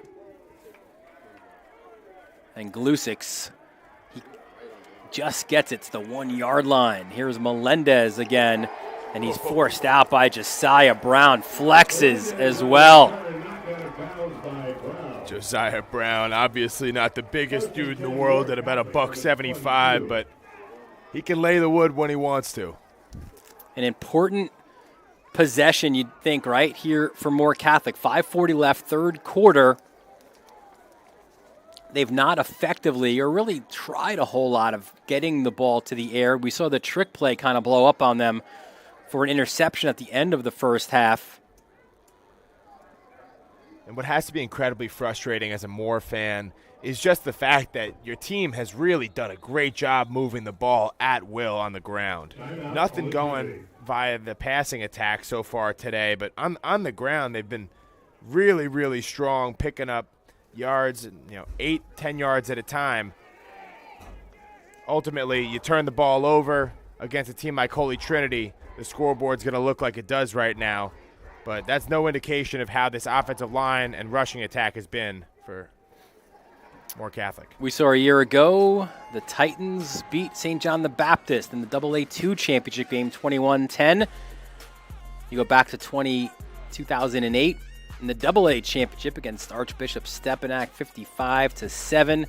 Another AA championship in 99 over Hayes, and that B championship against Fordham Prep in 92. They made the AAA championship. Remember, Anthony Bernetti running the football for Holy Trinity. They lost to St. Anthony's that year, but listen, both of these programs, again, the mirror images, they both want to climb that ladder. They both want to make their way into the AAA and join the likes of St. Anthony's and Iona and Stepinac and Chaminade.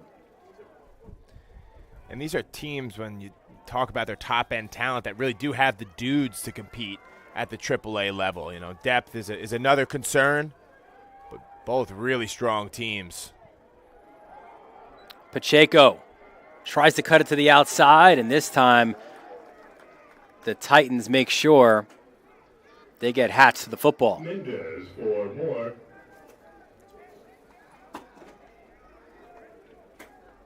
A short gain for Pacheco, just a gain of 1. I think it was James again among those tacklers for the Titans. Interesting to see if Moore Catholic has the resolve to stick with the run game. It's been working for you all day, but you know, you're looking up at the clock, looking at that 10-point deficit. Be intrigued to see if they change up their strategy on offense at all. Well, it looks like they have an empty here. Oh, excuse me, Pacheco's to the left. Mikowski pump fakes, goes to his own sideline, and is receiving, the receiver, I should say, fell on that play. That was Mario Ferraro, which sets up now a 3rd and 9. In an instance like this, you know, if I'm John Mikowski, I'm looking again in Mario Ferraro's direction, maybe even a Jalen Johnson. Those two receivers, 6'3" and 6'4", respectively. So might not be able to get the separation that you want on these talented DBs from Holy Trinity, but in a jump ball scenario, those guys still win out. 3rd and 9. Mikowski will take the run. He's got Pacheco as a lead blocker. Cuts it to the outside, but he is well short of that first down marker.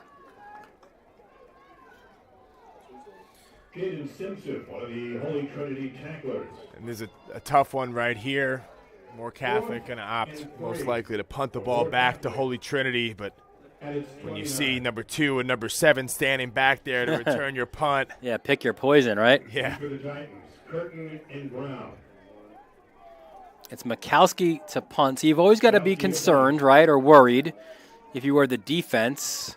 High snap. Mikowski does get the punt off. It's a pretty good one as well. It backed up Curtin and goes out of bounds at the 42-yard line.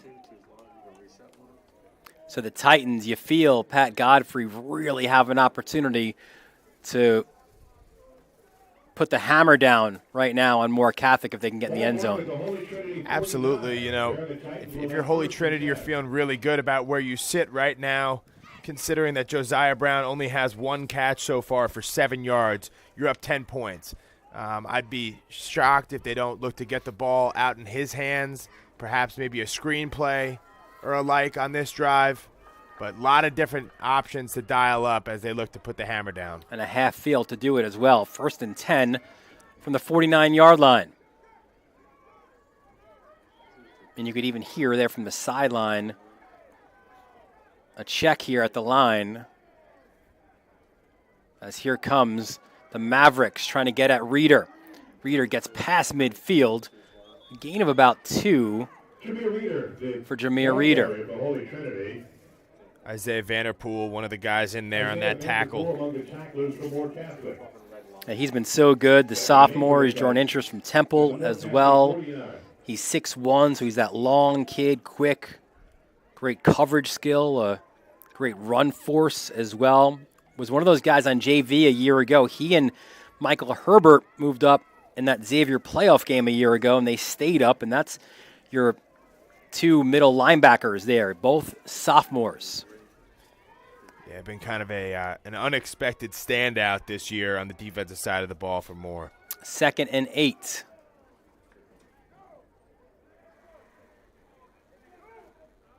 Another handoff up the middle, and the Mavericks swarm.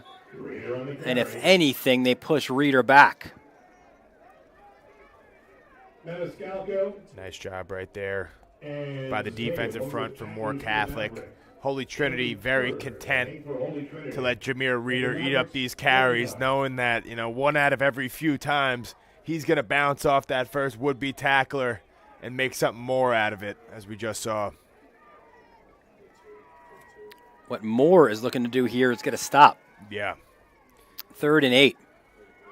Big play late here in the third quarter. Curtin is at the bottom of your screen.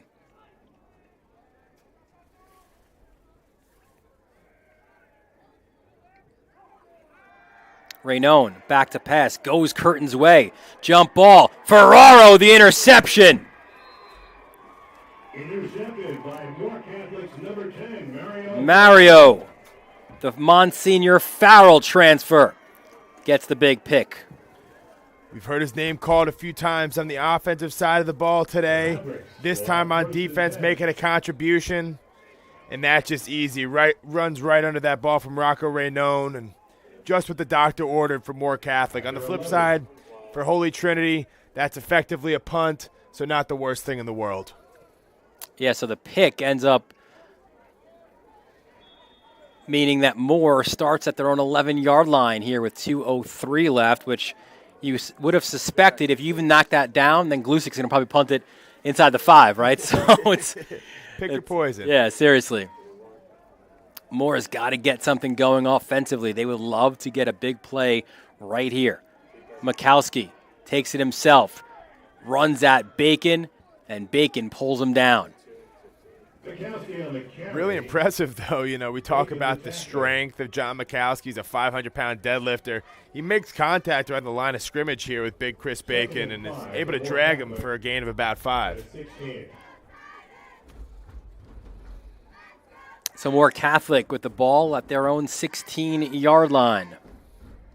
2nd and 5. No need to panic now if you're Moore Catholic. Keep doing what you're doing. What they've been doing is running the football. It's Mikowski trying to again push forward.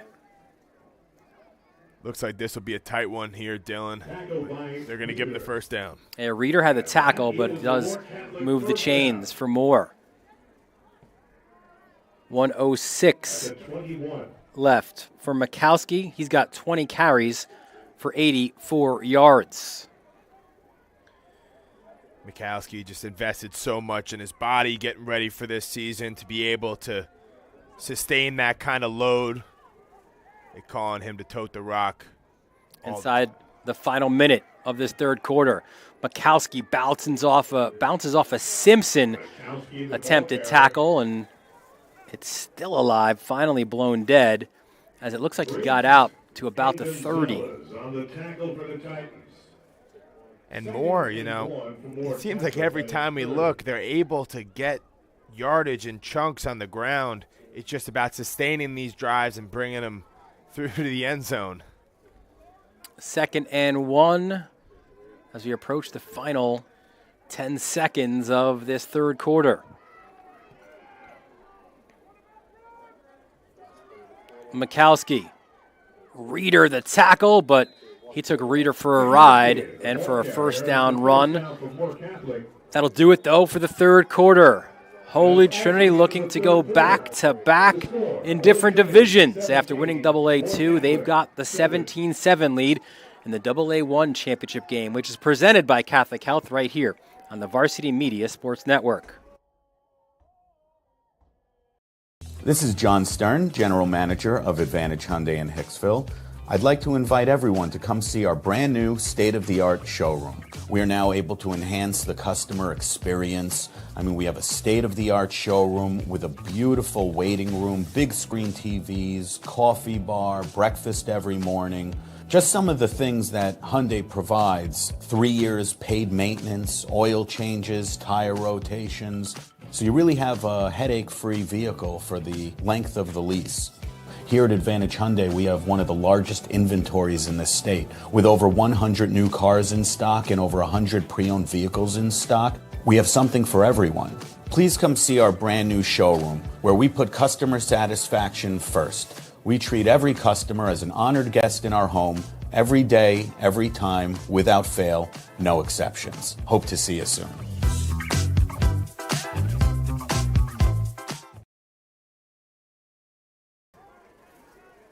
We welcome you back to Mitchell Athletic Complex. The fourth and final quarter about to be underway here in the AA1 championship game. It is Holy Trinity with a 17-7 lead over Moore Catholic. Top two seeds here in the AA1. Dylan Butler, Pat Godfrey here with you as Moore Catholic looking to grind it out and try to get to the other side. Mikowski, though, will go back to pass, and that is incomplete. We've seen that a few times from Mikowski. It's part of the way that he throws the ball where he'll look to run it, right? He'll take those steps, and then he goes back to throw the football. It's worked certainly more often than it hasn't for him this year.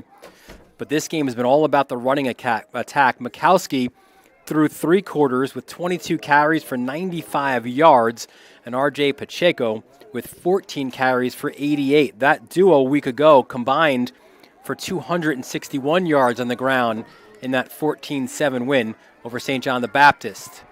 2nd and 10. There's Mikowski again, breaks the first tackle and gets out to the 41-yard line. Mikowski, you saw on first down using that little play-action fake to try and open things up in the passing game, but they go back to, on 2nd down, what's really been working for him, that QB draw all day long. Mikowski plows forward, sets up a 3rd manageable. 3rd and 2. There you see the duo, Mikowski and Pacheco. It is Pacheco cutting it to the outside, lowers his shoulder. Oh, man, he is lifted off his feet by Chris Bacon. But it was enough to get the first down. Bacon definitely gets something for style points there, bringing the wood. But Moore Catholic able to convert on a crucial 3rd down scenario right there. That's like a 2-point takedown on the wrestling mat.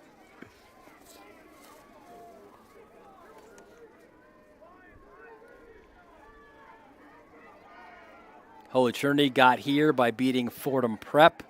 After that bye, Moore Catholic, as Mikowski again gets past the 50. Moore Catholic beat St. Francis Prep in the quarterfinals and then knocked off St. John the Baptist to get back to the AA1 championship game for a 2nd consecutive year. I feel like this is always true of Moore Catholic and maybe even Staten Island kids in general, but you know the toughness is surely on display as they're running the ball consistently B-gap to B-gap against this Holy Trinity D. 2nd and 3. Mikowski follows Pacheco, and he gets pushed back. Milan Williams, we mentioned his name before, in on the tackle. Looked like Renal White was in there too, but yeah. One thing you notice on that tackle right there is that this Holy Trinity team is relentlessly looking to go for the strip every time they got a guy wrapped up. We saw Pacheco fumble it earlier. Ball security of paramount importance if Moore Catholic hopes to mount a comeback. Another 3rd and manageable for the Mavericks. Mikowski, he'll get the first down and a little bit more. What a workhorse John Mikowski is. Now, the question I have for you, Pat, though, is, look, they've effectively run the football. There's no doubt about it, right? But at some point, the time and the score are going to become a factor. When do you take that shot? Or do you take the shot, or you just kind of continue to try to do this? I think we've seen them try and manufacture that shot. Ooh, and a flag here. Sorry, Pat. Didn't mean to cut you off there. It looks like it's a sideline warning against the Titans. But kind of going back to your point there, Dylan, I think the issue for Moore Catholic is I don't know if they have the game breaker in their offense right now. What they've been doing has been working on the ground. They've tried to take a couple of shots through the air, but I think they're better off trying to go into a hurry-up type situation and getting as many running plays off as possible rather than changing something up now. Pacheco, again, takes a couple of Titans with him as well, and he'll get looks to be 3 yards on that first down run.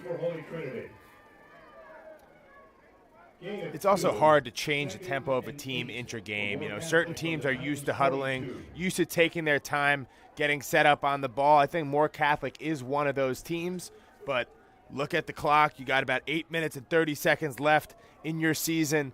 It's time to get some sense of urgency and getting up to the ball. And that regular season game, the Mavericks tied things up as Pacheco cuts it to the outside. Look at his run. R.J. Pacheco. He's forced out at about the 22-yard line. That's another first down for Moore Catholic. You know, really just the fight at these two workhorses for Moore Catholic has been so impressive right here. Number 3, Pacheco sees the opening on the outside and able to open up his speed for one of the first times today. He was actually forced out at the 25-yard line. 1st and 10 from there for the Mavericks. Their 4th championship game in the last 6 years. Looking for that elusive AA1 title. Mikowski, look out. Oh, he eludes it. Still has the football. Stiff arm. Look at Mikowski go. Finally pulled down by Jameer Reeder.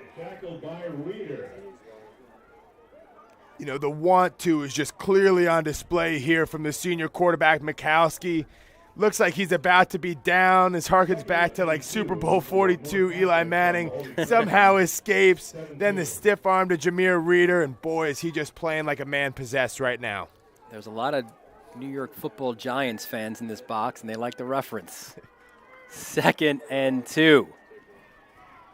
As the Mavericks have worked their way to the red zone. Another hole emerges for Mikowski. Look at the upfield blocking as well. Is that Maniscalco? Yeah, Giovanni Maniscalco. We've called his name a lot today, number 23, playing some physical football. Another first down for the Mavericks. 1st and 10 from the Holy Trinity 11. 7:15 and counting left in this 4th quarter.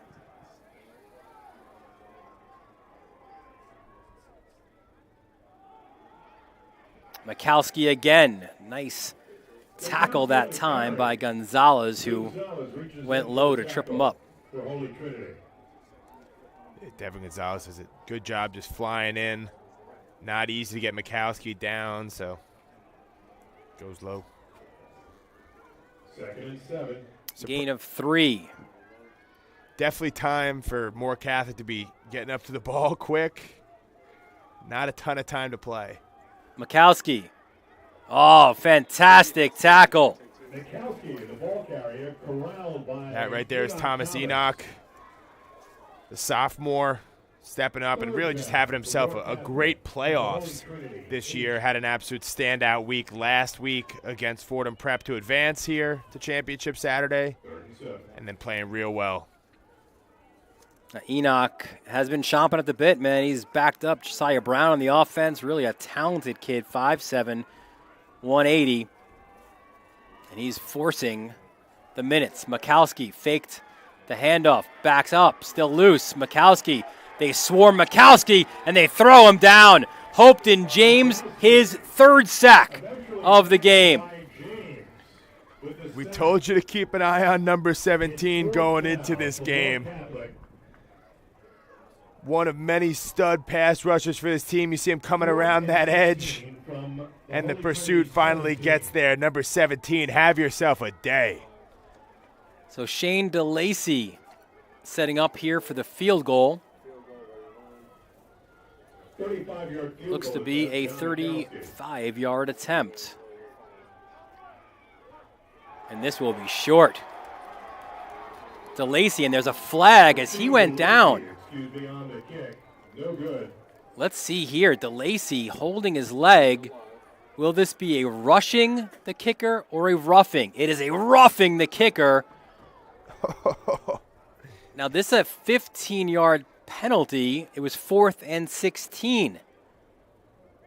And now there's concern for DeLacy, a kid who really put himself into Moore Catholic football lore by kicking the winning field goal in overtime, his first field goal ever on varsity against Monsignor Farrell.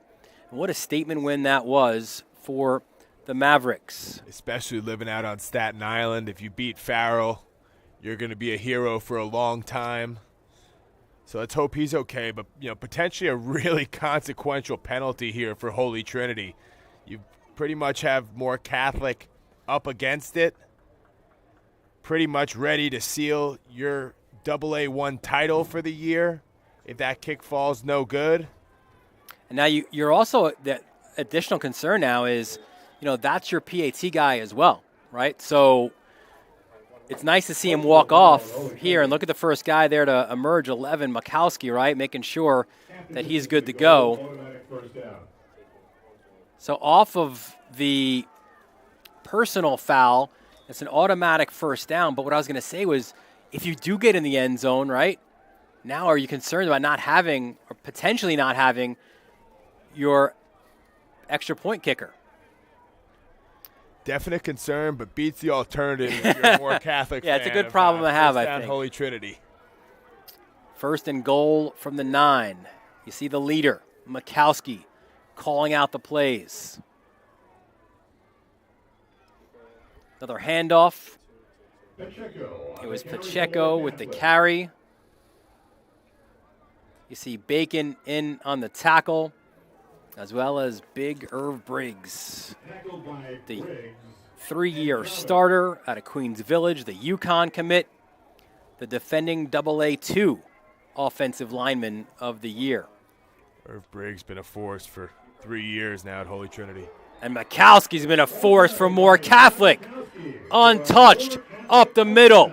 Touchdown, Moore Catholic. So, big play right there by Mikowski, punching it in right when they really needed it. Now the question becomes for Coach Giannatasio. Looks like they're going to go for a field goal after the attempt. Yeah, DeLacy's back in. Mikowski's second rushing touchdown of the game. And DeLacy's PAT is up. And it is good. We've got a game. 17-14 Holy Trinity. 4:40 left in this AA1 championship game presented by Catholic Health right here on the Varsity Media Sports Network.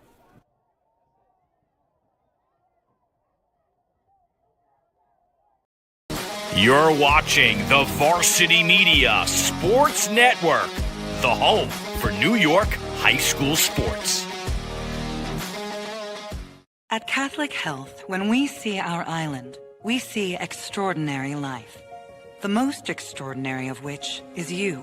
It's because our Catholic faith places the highest value on people. All people. It's the inspiration for our exceptional medical care with unmatched compassion. And it's why at Catholic Health you're more than a patient. You're someone's family, best friend, and a neighbor to us all. Long live Long Island.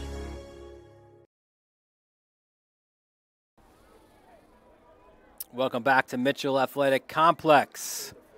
Moore Catholic, the Mavericks coming from Staten Island, and they have sliced their deficit to just 3 points on John Mikowski's second rushing touchdown of the game. Dylan Butler, Pat Godfrey here with you for the final 4:40 of this AA1 championship game.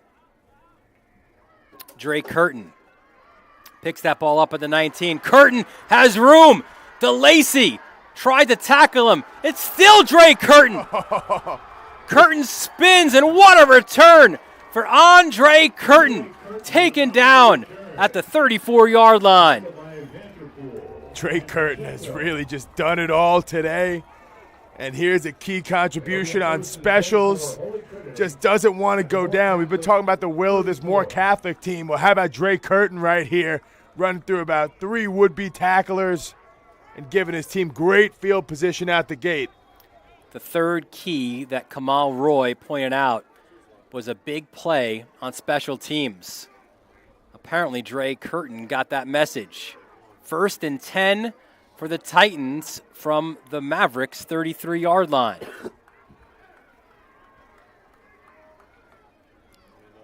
Handoff on first down. That's Devin Gonzalez. He's going to have a few Mavericks take a ride with him. Zay Maniscalco And you saw Coachman as well on the tackle. Been really impressed by the play of senior safety Michael Zay here today. Been flying up, throwing his nose in there in the box. Almost had a pick earlier on. And you're seeing very clearly why he's getting some legitimate FCS interest. Programming notes. Stick around, 5 o'clock. It's the AAA Championship. It's Iona Prep and St. Anthony's. Dylan, we're not going to have any fingernails left if it's as stressful as these two. Reader up the middle. He'll get to about the 30-yard line.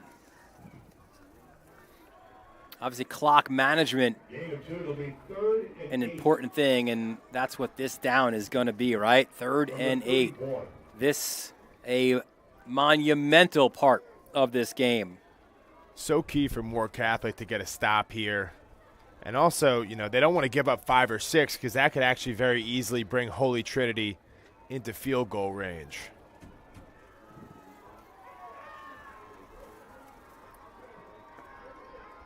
Here we go.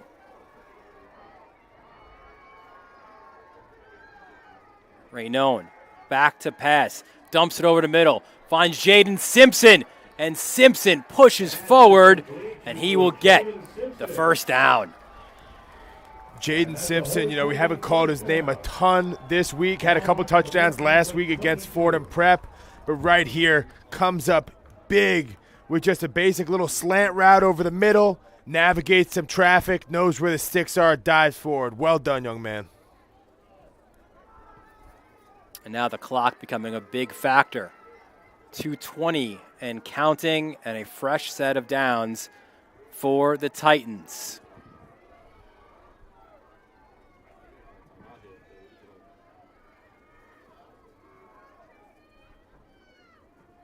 Raynone hands off.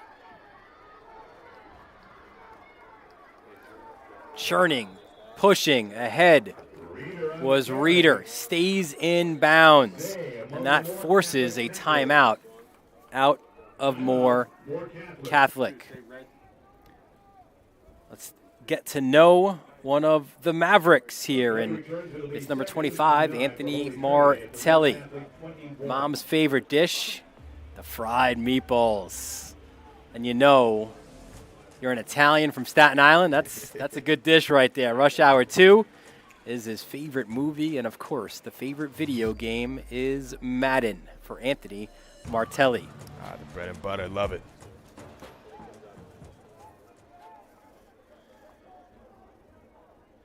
Martelli, you know, three-time starter, and as a senior has just made a huge mark on this program. From a great football family, you know, has 4 brothers who are, you know, all played football, D1 long snapper type talent. So, you know, had a really great career out here. And he's going to hope that this last minute 54 makes his last game the best of his career.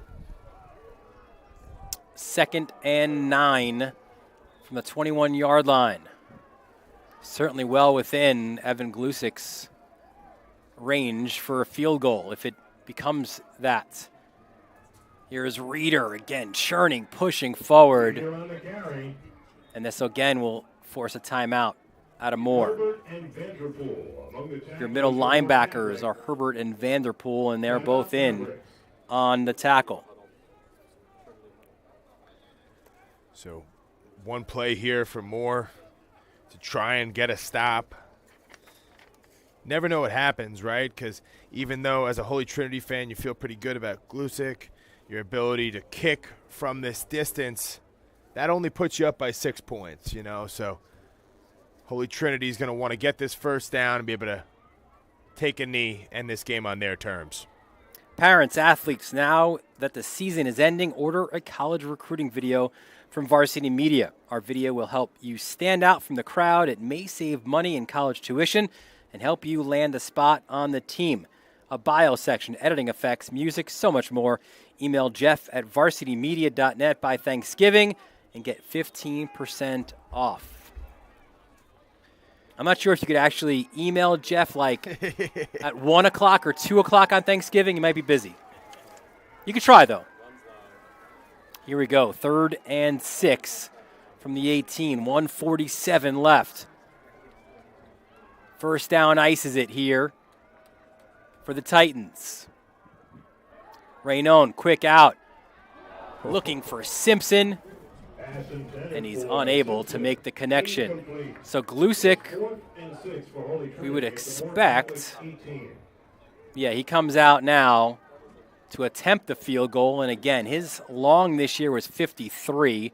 Nailed a 40-yarder earlier in this game. And this one will be a 35-yarder. Key thing here, though, is this field goal is only to go up by 6 points. So either way, Moore Catholic is getting the ball back in a position to win the game. Snap is up. Glusick's got plenty of room, and he puts it through. So that extends Holy Trinity's lead, 20-14, a minute 36 left in the fourth quarter. Don't go anywhere. You're going to see the final 136 when we come back. You're watching this AA1 championship game presented by Catholic Health and the Varsity Media Sports Network. You're watching the Varsity Media Sports Network, the home for New York high school sports. High school football fans, Varsity Media is bringing exciting, exclusive content to you for the 2022 season. Introducing the Varsity Media Pass, available on iOS and Android. Accessible all season long, the Varsity Media Pass features game highlights, weekly podcasts, a clash of styles, out in Setauket. We love those differing styles, right? top 10 plays of the week, player interviews, and so much more. Head to varsitymediapass.com to download the app and start enjoying content only Varsity Media can bring.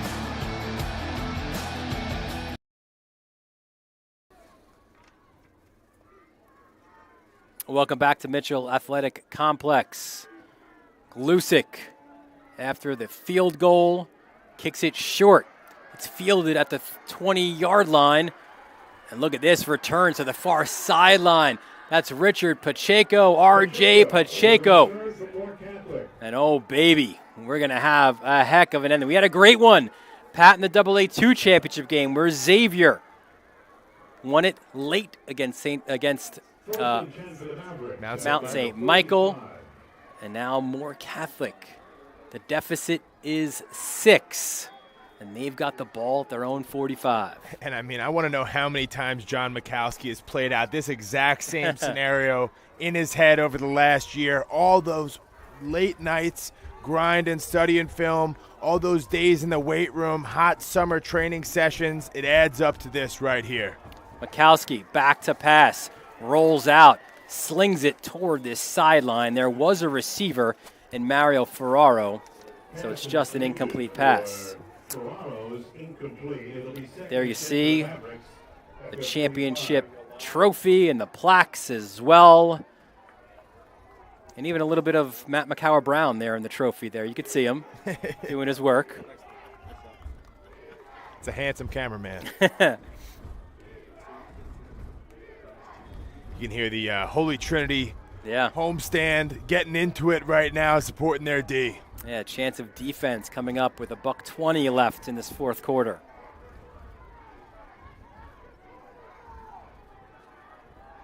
Mikowski again goes to the same sideline, and that one was short of Ferraro. Is incomplete. It'll be 3rd and 10 for Moore Catholic. Just a suboptimal situation for Moore Catholic, considering how well they've run the ball and how poorly they've thrown the ball today, to have to obviously rely on the passing attack now, but going to have to find something and dig deep right here. 3rd and 10 for Moore Catholic. Mikowski back to pass again. Scrambles. Tries to avoid a sack, but Chris Bacon says not today. Timeouts called. Bacon among the tacklers for Holy Trinity. This should be, right, by Moore Catholic, and I believe it is their last timeout here with 1:01 left. I see some of the guys from Iona Prep getting ready, warming out by Ben Turchin's truck out there in the end zone, and it's a big one, baby. The AAA championship game, Iona Prep, St. Anthony's, 5 o'clock right here on the Varsity Media Sports Network. So many storylines there as well. There they are. Some of the Gales warming up. You see number 3, Johnny Shepard. Some injury concerns for those Gales. We'll keep an eye out for that. You had a Kieran Connolly and a Zion Moultrie Goddard, both hurt in their semifinal win over Archbishop Stepinac, their rivals. And, of course, St. Anthony's, their season ended a year ago against Iona Prep on the road, double overtime. And Titans, oh, man, this one kills you.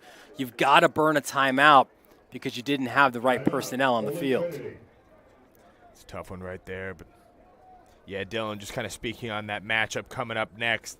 Iona versus St. Anthony's feels a little bit like that Georgia-Tennessee matchup a couple weeks ago where one was number 1 in the CFP, the other number 1 in the AP poll. It's real hard to figure out which one of these juggernauts is the favorite going into tonight, but all I could say is it's really going to be the game of the year in the New York Catholic League. Well, Iona Prep head coach Joe Spagnuolo says, don't make us the favorite. They beat us at our place and their quote-unquote home. Now, Iona's been here last year. They won it. They're the defending champions.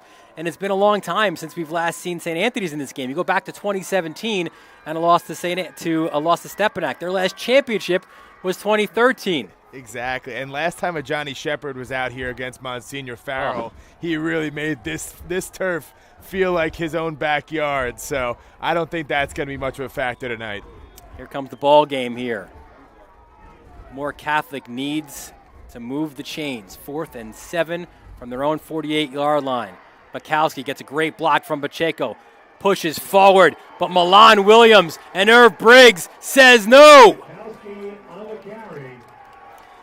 Mikowski, that's got to be heartbreaking for the senior quarterback. Lowers his shoulder, and just like Friday Night Lights, trying to move the chain just 1 yard short. But number 11 should walk off the field with his head held high, knowing he's a warrior. He really put on a hell of a performance here today. Milan Williams and Irv Briggs combined for that tackle. And, Pat, you see it again here. The moment that Holy Trinity wins the AA1 championship game. You know, so much hard work for these guys. I mean, setting the foundation. And, I mean, the fact that they go up from AA2 to AA1 this year without skipping a beat. Now are going to be able to walk off the field as the AA1 champions. Just unbelievable from Kamal Roy and his entire coaching staff, that whole program in Hicksville. His players asked Kamal Roy after that Fordham Prep win in the semifinals, Coach, you going to smile?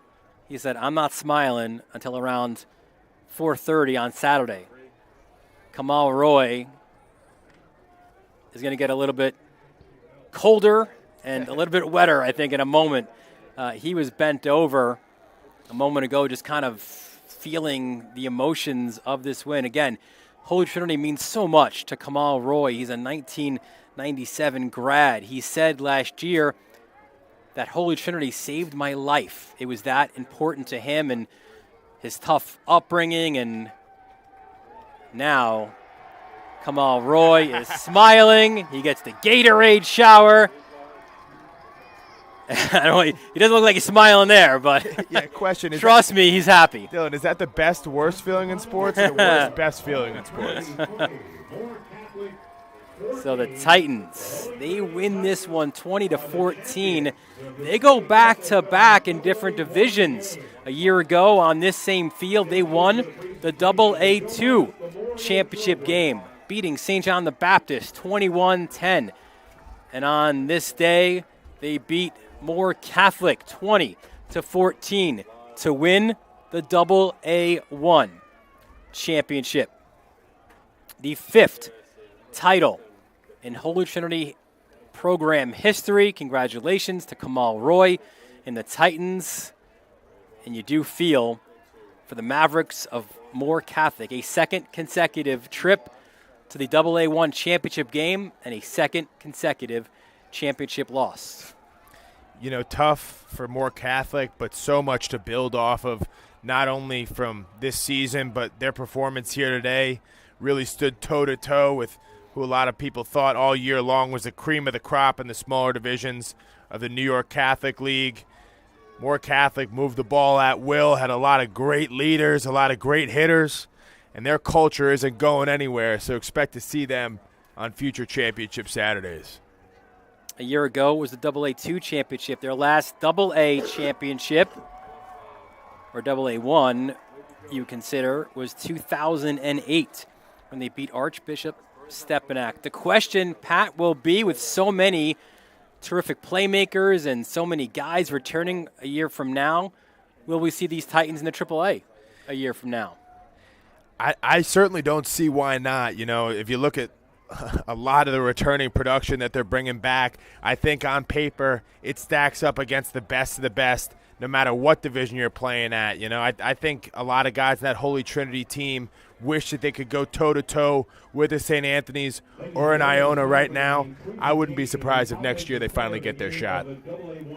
Well, we will speak with the Catholic High School Football League president, as Andre Curtin is awarded the offensive MVP award. And look at the hugs as well.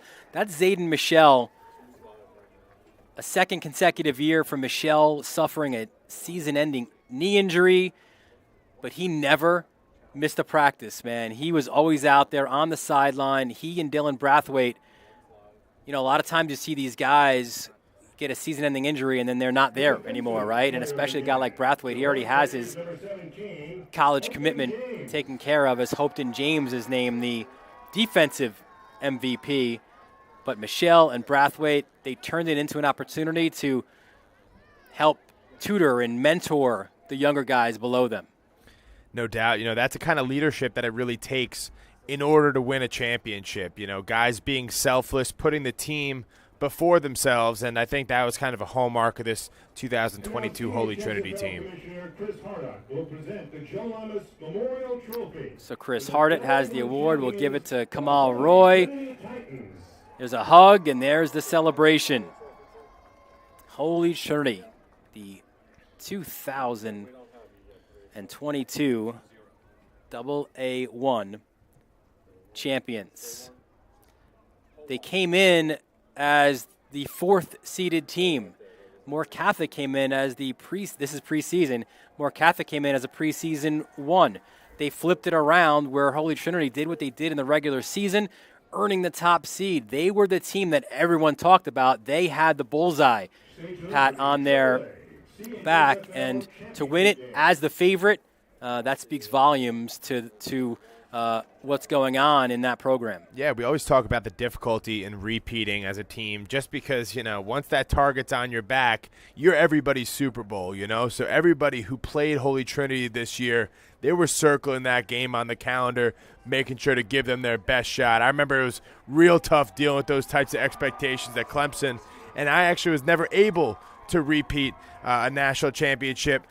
In this instance, right here, Holy Trinity has the target on their back all season long, doesn't allow it to faze them whatsoever, and instead goes up a division, still wins it all, and I'm sure they're going to have their eyes set on AAA. Send it down to the field where John Perez has Jameer Reeder from the champions. Jameer, back-to-back champions. How's it feel? Feels great. Feels good that all our hard work finally paid off again. Another season, another win, and we about to be working for the next one. Defensively, this team looked locked in from the get-go. You had a couple of hiccups there, but when it came time to make the stops, you guys did. What can you credit that to? I credit to all my guys. I credit to the coaching staff. They called the plays, and we put in the work. We finished, and that's all it was. It's a team effort.